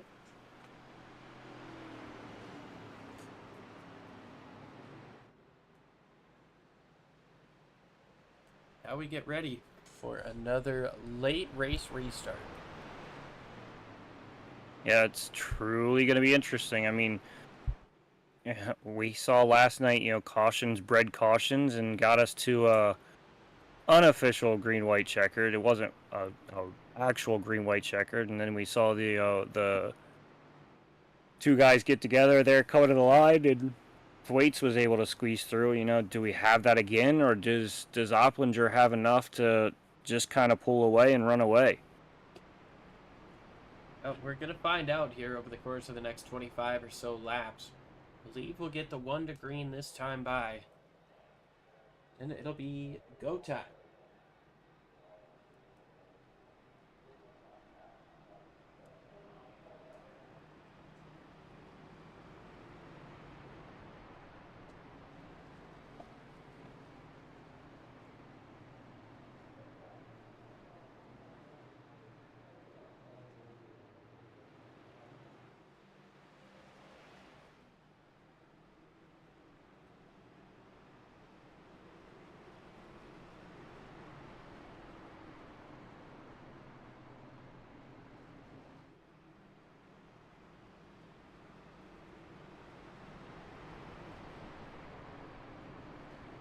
Doubled up once again. Opplinger takes the outside this time over Jensen on the inside. Vidal and Caffrey. We've got Thwaites and Haynes, Lamb, Wells, Storer, and Fredericks rounding out your top 10. you know, Thwaites finding himself, you know, right there in a good spot, and, you know, maybe able to kind of get by some of these guys. He showed a lot of great speed earlier. He shows that he can kind of pull up on these guys. So, you know, I think maybe he might be the one to kind of have that extra little bit of oomph to challenge Opplinger here if he can make it through these guys in front of him. Definitely could be. Be interesting to find out. 25 laps doesn't sound like a lot, but at this track, at this size, we've still got 62.5 miles to go.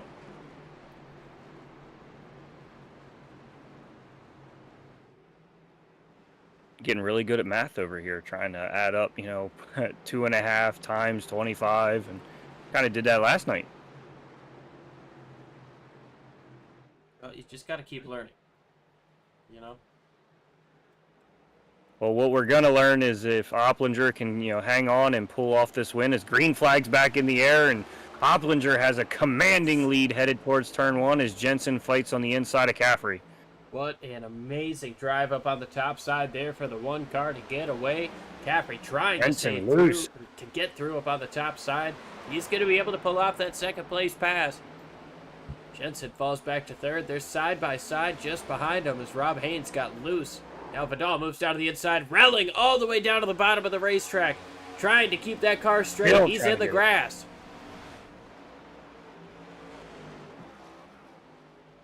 I know he's not going to be happy about it, but that was a damn good save.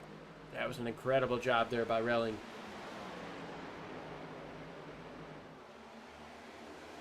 Oh, Vidal slides up, almost gets into Thwaites there, and Thwaites is going to get himself up into the top 5 once again.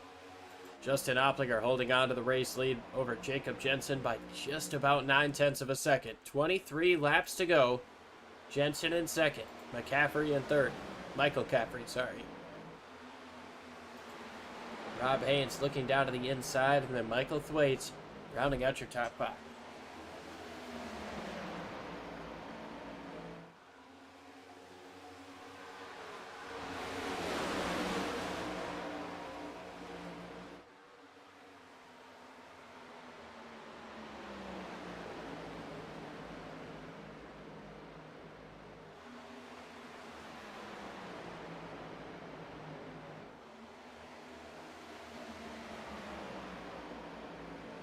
Waits diving to the inside of Rob Haynes, going to try to pull a toe off of Caffrey as Caffrey moves back in front of Haynes. Waits not giving up, going to definitely dive in, try to pull a little bit of side draft off Caffrey there. Haynes tried to get down in front of Vidal there. Not a whole heck of a lot he could do, and now he cuts down in front of that 26 with command going into turn 2. Waits definitely trying to get through these guys, definitely trying to make some headway, definitely wants to kind of put himself in a similar position as last night, where he could possibly jump on some late race contact, or even, you know, get up there to Opplinger and kind of cause him a little bit of trouble by, you know, pressuring him. Opplinger hasn't seen a whole heck of a lot of pressure from guys behind him throughout the course of this race.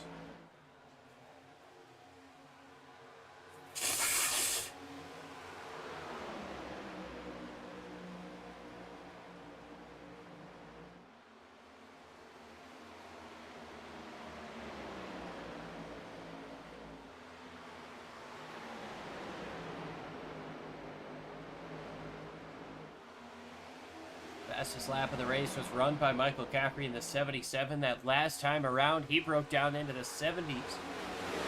Along with Jacob Jensen trying to chase down your race leader. He's closed in. It's about 0.6 of a second now for the race lead.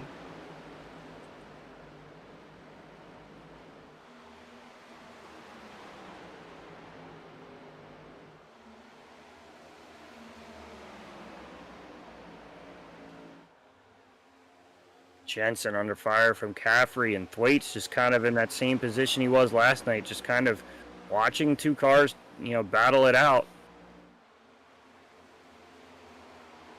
Yeah, he's hoping he can get around Caffrey. Maybe something will happen up front with Opplinger.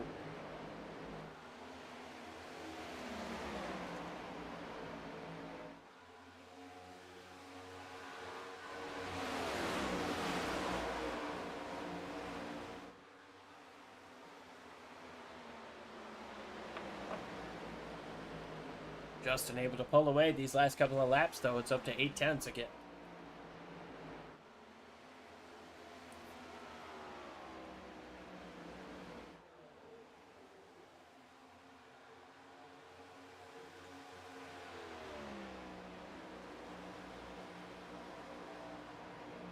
And it's like every lap. Oplinger will get a couple of tenths, and then Jensen will get a couple of tenths. That last time by, Jacob Jensen was the fastest car all race with a 51.66. Yeah, I definitely think Jensen's been kind of saving his stuff, not showing all the cards in the deck.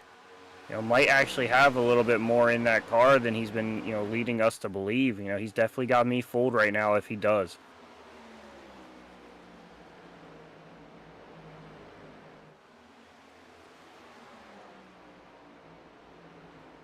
Six-tenths of a second is the gap between first and second. Less than 20 laps to go here. Less than 50 miles here at Indianapolis. And, I can't imagine the frustration that Jensen has, though, just kind of watching that car, not really, in arm's reach, but not really out of the question either. He's not that far out, but it's got to feel like he is miles away. Michael Thwaites just made an authoritative move up on the outside of Caffrey to take away that third position. He got it done. Now he's in third, a second and a half behind your race leader. Getting closer and closer to that sweep. Yeah, he's got to definitely put his nose to the grind here and really put in some solid, clean laps, not making any mistakes, not sliding and overusing any of his equipment, but definitely has to get going here to really try to pull these guys in. That last lap was not at all what he wanted to see. It was half a second slower than the drivers in front of him. Of course, he made that pass up on the outside of Caffrey, and he is driving away from them. Still not what you want to see if you're trying to chase these guys down, coming to 16 laps to go when you cross the start-finish line. Nah, and 16 laps here, we were talking about how it sounds so, so short but so long, but I feel like as time goes on, these laps are going to start feeling shorter and shorter as he tries to make every desperate attempt to get closer.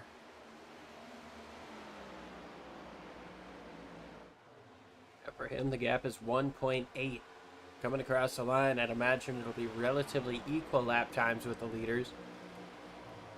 Just a tenth or two slower. Jacob Jensen, he is just about half a tenth. Half a tenth quicker here, half a tenth quicker there. Is it going to be enough, though? When he's really trying, he's following him all the way down the racetrack to try to keep that draft. Getting to about half a second.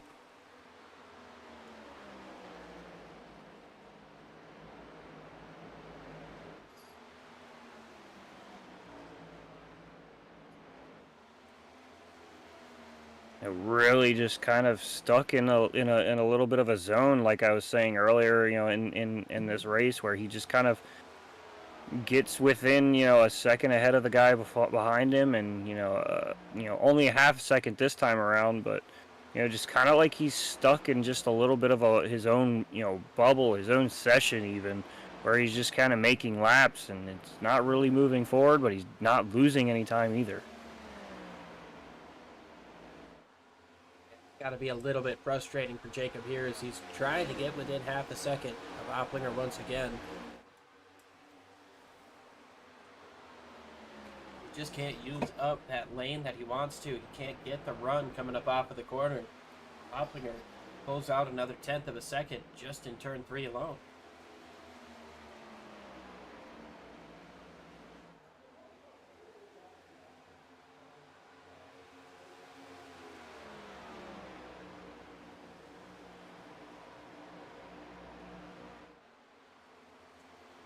I think Jensen's got to really try to wrap this bottom if he wants to make something happen. He's got to try to get the left side of his nose down below where that number 1 machine is in front of him.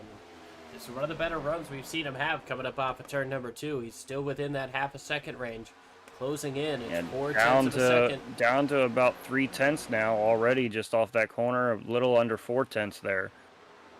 So definitely making some moves a little bit forward, but loses it on that corner entry there. Yeah, back up over a half a second now, coming up off of turn number 4. We'll see who gets the advantage. But it really seems like Opplinger holding on to the race lead. He is going to have this advantage with the clean air. Yeah, and it's kind of turned back to what, we were talking about a moment ago, where, Jensen gets a good run, gets, within, 2 tenths, 3 tenths of the lead, and then Opplinger, somehow stretches it out to, 6 to 7 tenths of a lead, and, they kind of keep flip-flopping backwards. Opplinger doing a great job right now. Got it out to about 8 tenths, and now it's 6 once again, but he is just holding on to this gap. It's fluctuating a little bit, but he's able to manage it, not let it get too much below half a second.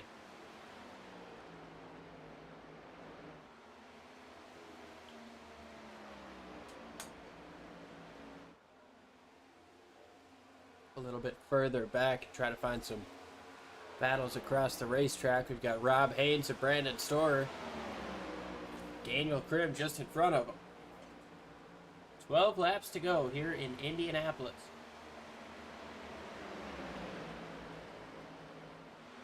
Has a tight group. Rob Haynes looking to the inside of Stower there. Getting a little touch loose. That's a little bit more than loose there. Yeah, he was drifting that whole corner. It's good to see, Gary Wells, he has a little bit of a rebound. Only down 1 spot from where he started this race, but after the contact he had, we definitely thought he would have been a little bit worse off than he is right now. Yeah, and he's still trying to get up into the top 10. He's still, he's all over the back bumper of Rob Haynes. He sees Storer in front of him. There's a lot of cars that he could easily get up here and, well, I shouldn't say easily, but realistically get up here and pass. He's still in contention for a top 10. Yeah, and I mean, if last night was any indication of how things can quickly change, I mean, for all we know, these 4 in front of him could wipe themselves out, and he finds himself, clear on through and, pulls off even better than a top 10. He's up in the front half of that top 10. A lot of things can happen here in 25 miles at Indianapolis. Jensen closing in on the race lead once again, getting to about that half a second margin. And every single time they get into turn number 3, he just can't hold on to that lane, hold on to that grip the way he needs to chase down the race leader.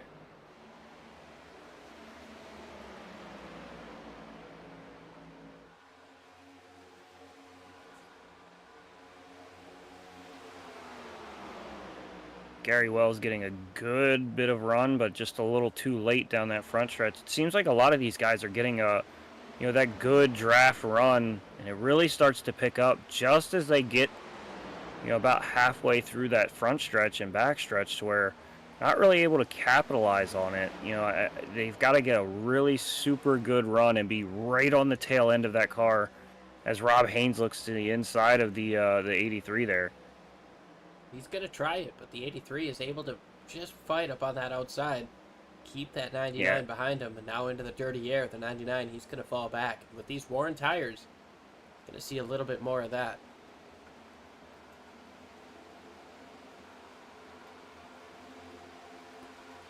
Michael Thwaites is closed down to within a second of Jacob Jensen. Is there going to be enough time?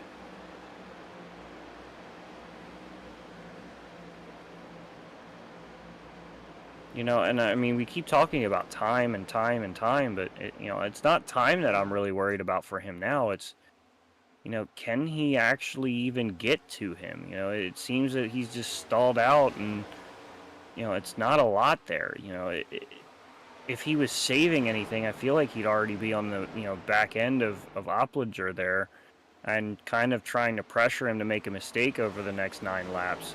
And that's not the case. He's really just kind of hanging out. And, I don't think he's not trying or anything. I don't mean hanging out as in he's not doing anything. I'm sure he's wheeling the heck out of that car, trying to get every, a little bit out of it, but it just seems like these two have kind of equalized to the point where neither one of them is better than the other. Jensen touches the wall a little bit on corner exit.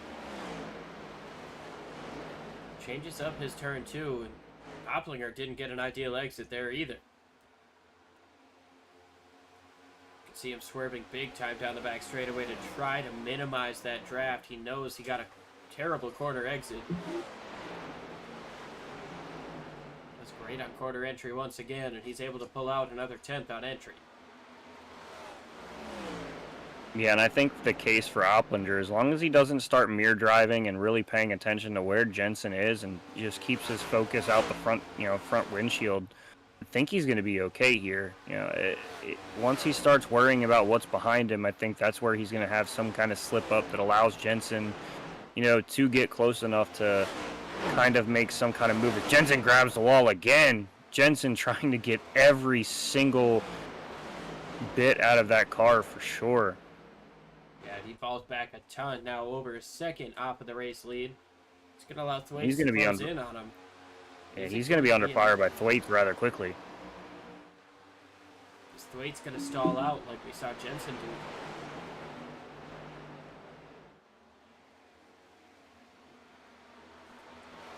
Definitely seems to be the theme that we see. These guys kind of get there and kind of stall out, and the only person I feel like we've really been able to see make a pass and make it with demand and not really any struggle was Jacob Brower. And unfortunately for him, he got into a lot of trouble there for a moment before finally calling it a night.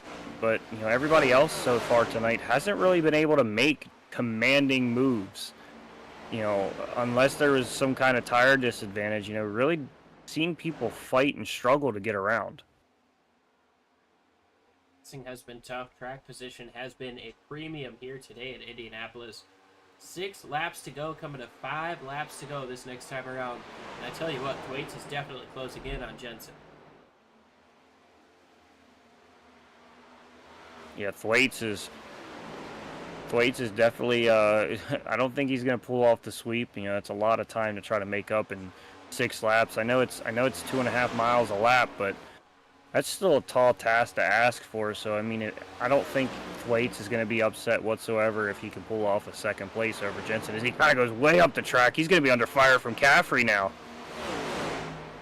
Almost a little bit of contact, and I wonder if Thwaites was thinking, I should probably make this pass up on the outside. As now Haynes, or rather Caleb Lamb, makes the move up on the outside of the 77. Gets that pass done for 4th, and now Thwaites, he's got 4.5 more laps to try to take away this second spot from Jensen.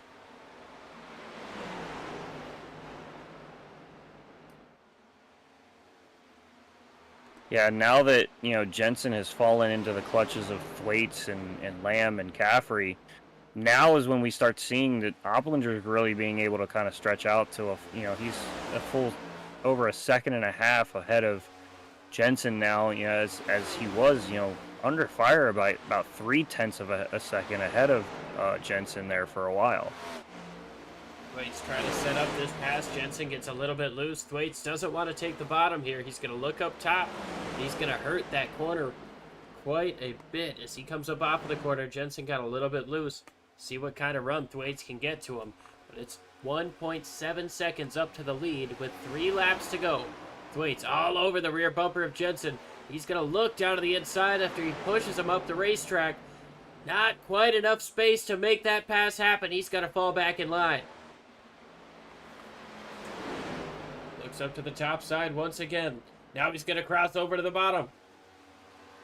To the inside for second place goes Michael Thwaites. Jensen has help up top. Thwaites has no help on the bottom. Lamb moves up behind Jensen.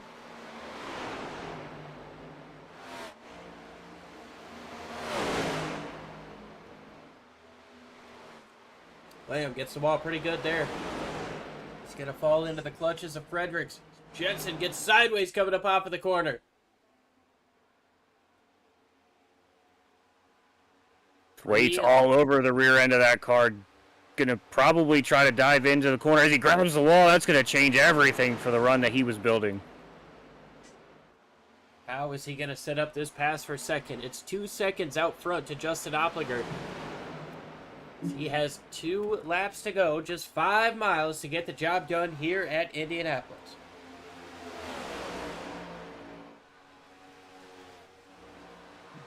Yeah, as far as Oplinger is concerned, he's enjoying these guys, getting together and trying to make, drag Jensen back so he can just kind of look forward to next week and just kind of sail off into the sunset, as barring any kind of incidents.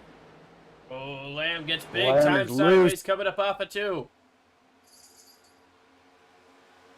He's going to lose a couple of spots there, all 3 spots now.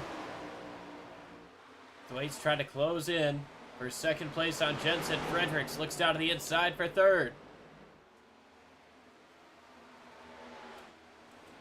Now Thwaites is having to shift his thoughts, to defending against Fredericks and really having a whale of a time as they have a little bit of door contact there.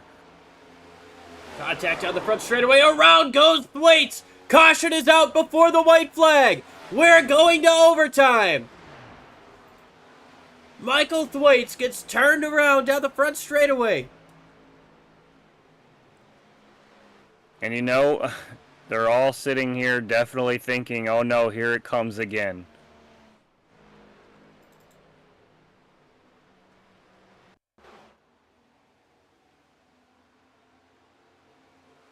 Yeah, and that just looks like a side draft gone wrong. Yeah, it didn't seem super egregious, but just got too close, and the guys hooked. Turned that 12 around down the front straightaway.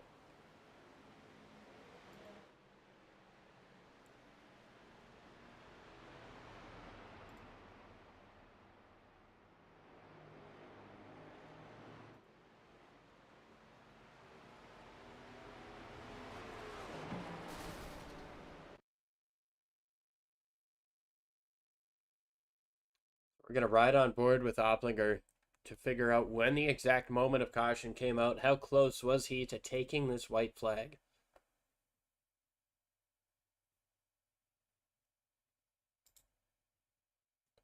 He's got a hefty margin. The crash hasn't happened yet. Everybody's pitting.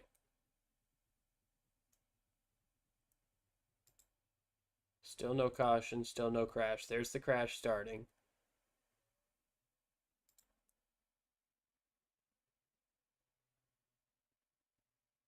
Oh no. I think iRacing messed up a little bit. That caution didn't come out until after the start-finish line. That's definitely, he's going to look back at that and definitely have some words for iRacing there. Coming up off of the pits, Justin Oplinger wins the race off pit road, but Daniel Krim stays out.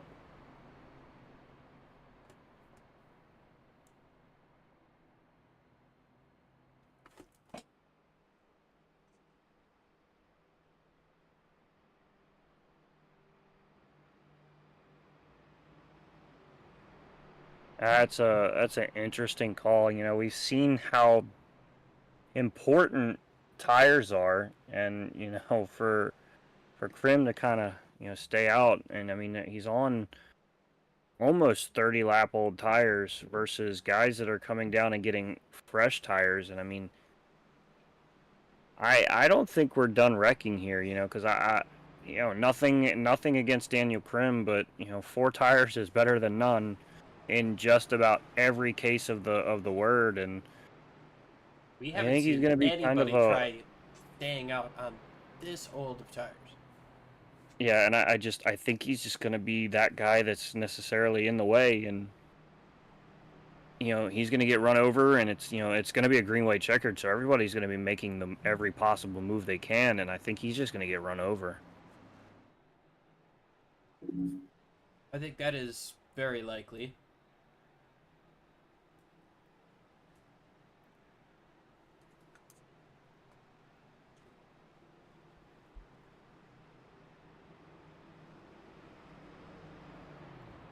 So that one, it might be a little bit controversial, that caution flag, for more than one reason.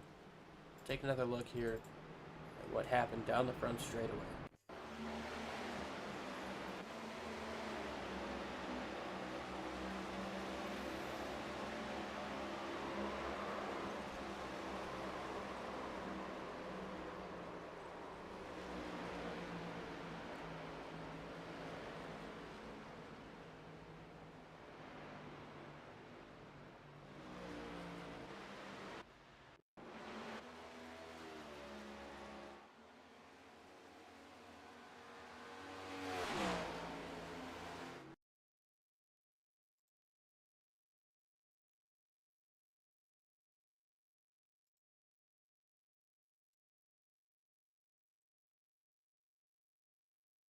Yeah, that's unfortunate because that should be Oplinger's race.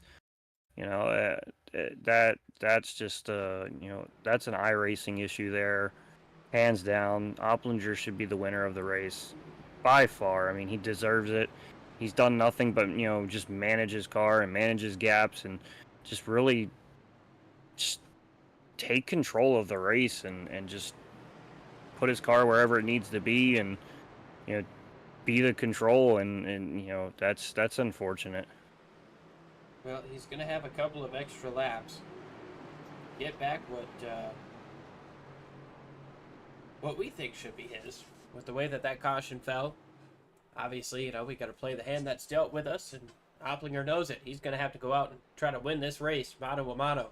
Daniel Krim stays out on old tires. We'll see how it works for him. He gets on the gas right and early, tries to get away. Opplinger jumps down to the inside, but it's 2 car lengths for Daniel Krim.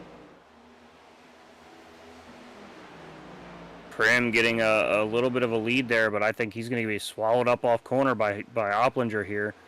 Opplinger jumps down to the inside. Krim's going to try to fight him on the outside. Goes wide, coming up off of turn number 2. Jensen slides up. Through the middle goes Jensen. Jensen now to the top side of Opplinger for the race lead. 1.5 laps to go. Opplinger trying to side draft. Opplinger is going to use every bit of car he has to stick to the rear bumper of Jensen here and make a move at the ideal time. He's got a run coming up off of turn number 4. Can he make a move to the inside? White flag is in the air. Here comes Opplinger to the inside. White flag is in the air. No crashes to take this away from us. We're coming back for 2.5 miles. Opplinger gets clear for the race lead on entry into 1. But Jensen tries to follow him through. Loose gets Opplinger. Jensen up to the top side. Jensen noses out front through turn 2. They're going to make a little bit of contact. Can Josh Vidal try to make it 3 wide? He's going to move to the bottom to try to pass Opplinger. Now to the middle. Moves to the top to try to pass Jensen. Now he moves to the middle to try to pass them both. Vidal to the bottom. Contact with Jensen. They're going to run up the racetrack. Jensen noses out front, getting into turn 4, but Vidal sends it on the bottom. Slides up into Jensen. They're door banging, coming up off of turn 4. There's more contact. Vidal to the inside. He's going to come back up, but Jacob Jensen is going to come through and win here in Indianapolis. Second place, Brandon Storer, and Josh Vidal recovers for 3rd. What happened to Opplinger there? He dropped all the way down to 10th place going down pit road. Did he run out of fuel? He couldn't have. He came into pit. I almost won. I don't know what happened there. He's all the way back in 10th. I don't think he got anything from that. But what a finish. An absolutely mental finish. Insane. We'll go ahead and we'll watch this in a minute. We're going to watch Jacob Jensen burn it down. This is a man who deserves it. He has been running up front in this league in both Xfinity and in Cup for quite some time. Getting the job done here at Indianapolis, of all places. Obviously, hearts break for Justin Opplinger, who likely should have had that with the way that caution fell, but that's an iRacing issue that is out of our control. Jacob Jensen wins in Indianapolis. He gets to burn it down. Yeah, and like you said, I mean, he's run up front all season long. He's really put in great races, just always been just a bit short. And just kind of like last night, we saw just mishaps happen to the leader, and ultimately, unfortunately for him, he had this race won. It should be his win, but nothing you can do about the service, and Jensen comes away with the win. Definitely does, and well, it looks like we've got some interviews to get to.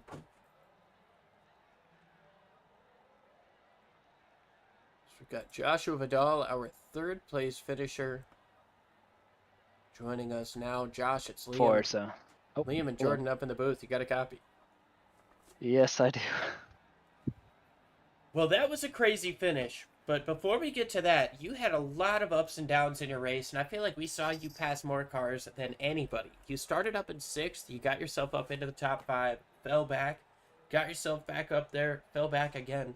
Walk us through dealing with traffic at a place, especially like Indy, when its track position is king.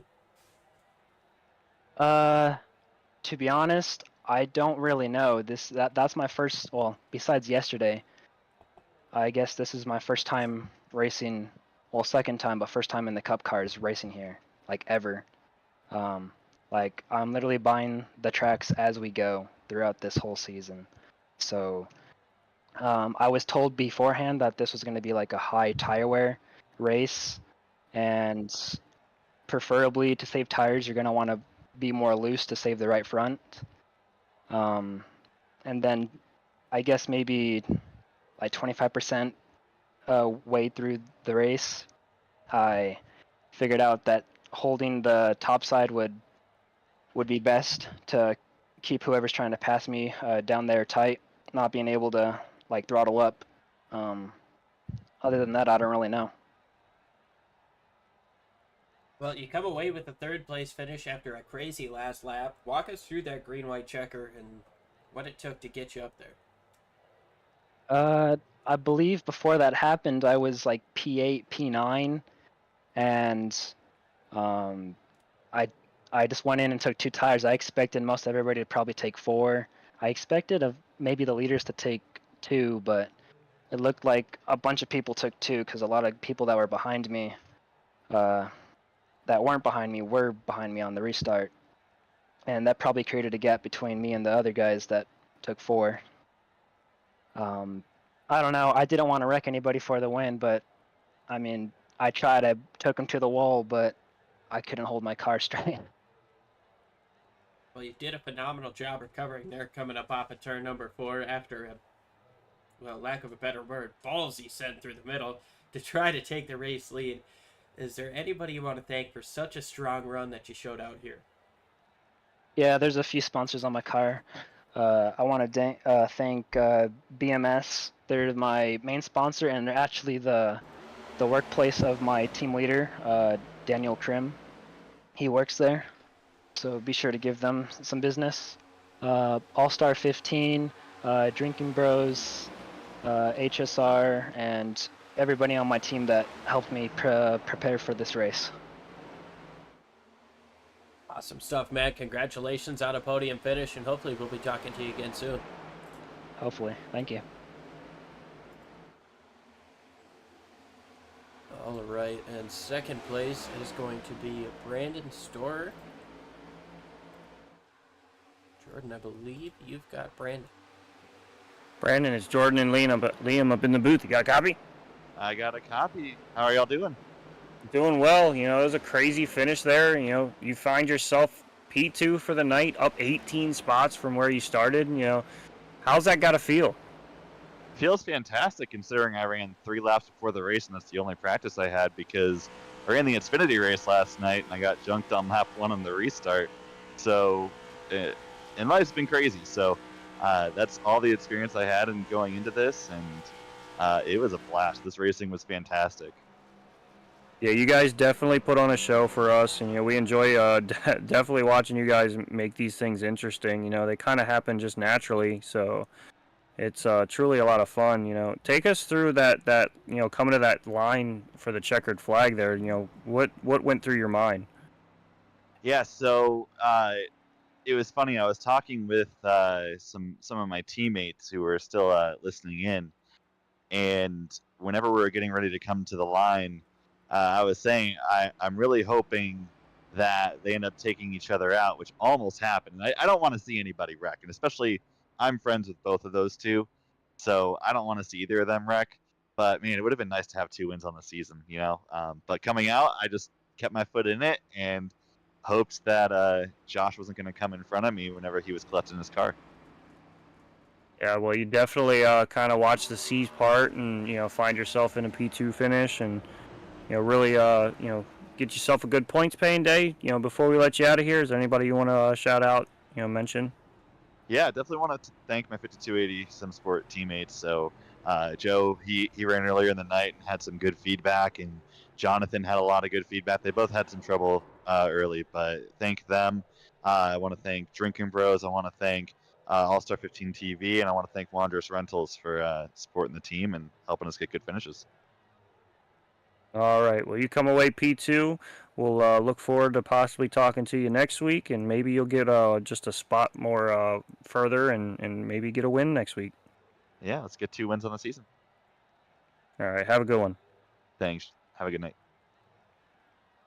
All right, that was second place, and now we're going to bring in our winner. Before we do, just want to confirm, you mentioned, weren't sure what happened with Opplinger there. He had a restart violation, so he had to come in and serve that penalty before the checkered flag. So unfortunate for him, he had to come in and serve that penalty. But now we move forward to our race winner, Jacob Jensen, getting the job done here in Indianapolis for, I believe, the first time this season in the Cup Series. Yeah, I can't believe it. That was crazy racing the entire night and probably the best race of the season so far, if you ask me. Well, I mean, we know you had a lot of ups and downs, but walk us through that last green-white checker there. You made a phenomenal 3-wide move to take the lead, and you're able to keep Opplinger behind you. Well, I was just looking for any hole I could squeeze my Camaro into. I mean, it was, especially when the one got loose, I saw that as a good hole, and I was like, I'm going to send it in there, and luckily the one gave me room, and the 47 stayed right up next to the wall, and we were able to survive that, and I had a great run coming down the straightaway, and it was great racing those guys. We're watching right now your move coming up off of turn number 2 to get to the inside of Krim and to the outside of Opplinger, and once you took that outside lane, it kind of seemed like it was it. Did you know that the outside was going to be where you wanted to be, or...? Well, the entire race, it was, if you could get to the outside of someone, you had a really good shot of either staying in the lead or passing him, and as soon as I saw that I had that outside line, I was not giving it up for anything. Right now as we're looking through it, it's easy to ask you questions. This last lap, Opplinger gets you at the line, gets clear into 1. What does it take to get back by him? Well, I broke about 100 feet later than I was going to for about every other corner, and somehow it stuck, and I was able to keep it around the outside of him. Well, you did a phenomenal job. You kind of stole this one on the last lap, but a win is a win nonetheless, especially in a place like Indy. Who do you want to thank? Who helps you get this job done, that All-Star 15 TV Chevy Camaro? Well, I want to thank God. I want to thank my family, especially my dad. He's a great crew chief. I want to thank all the people at HSR. I want to thank our sponsors, All-Star TV, Often Turn 1 Podcast, and BMS. They're great sponsors and can't have a team without them. Well, congratulations, Jacob, on a win at Indianapolis Motor Speedway. That's Hey, thank you guys special. very much. Yeah, absolutely. We'll go ahead and send you off to celebrate again, and congratulations on the win. Yeah, you guys have a nice one. Thank you guys for the interview.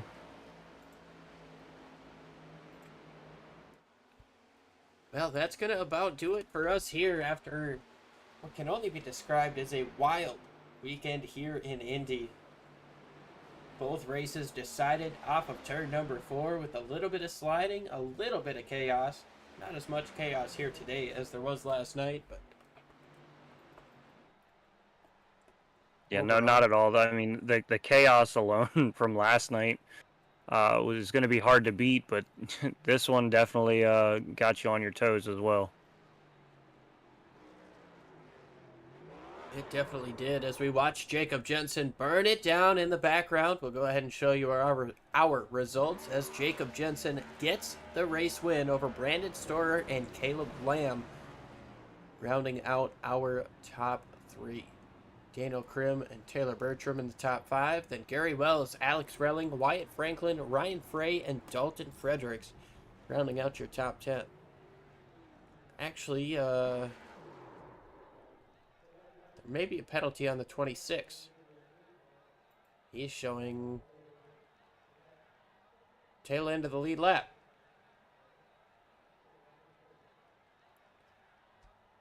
So, give me 1 second to double check on that as we go through the rest of the results. So we'll go through it as it's listed here. So Caleb Lamb as 3rd place, Daniel Krim, Taylor Bertram, Gary Wells, Alex Relling, Wyatt Franklin, Ryan Frey, Dalton Fredericks. Then Justin Opplinger, Rob Haynes, Joshua Vidal being shown as 13th, Michael Caffrey, Michael Thwaites, Douglas Carlson, Jake Zito, Parker Supplin, Jonathan Cogswell, Jacob Brower, Joe Hutchings, Austin Karp, and David Snook, rounding out the field. Go ahead and try to get you a quick update on what happened there with the 26, but we might not be able to get it to you in time for the show to end. We'll go ahead and drop it in the comments here if we can get it figured out after. But we're going to go ahead and call it here. Thank you guys so much for spending your Wednesday night with us here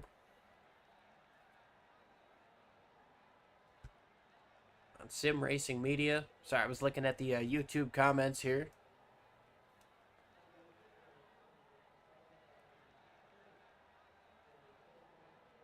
We got Dale Opplinger jumping in, TKFTRD, Leonard Stevenson. Appreciate you guys jumping up in here and enjoying a Wednesday night with us.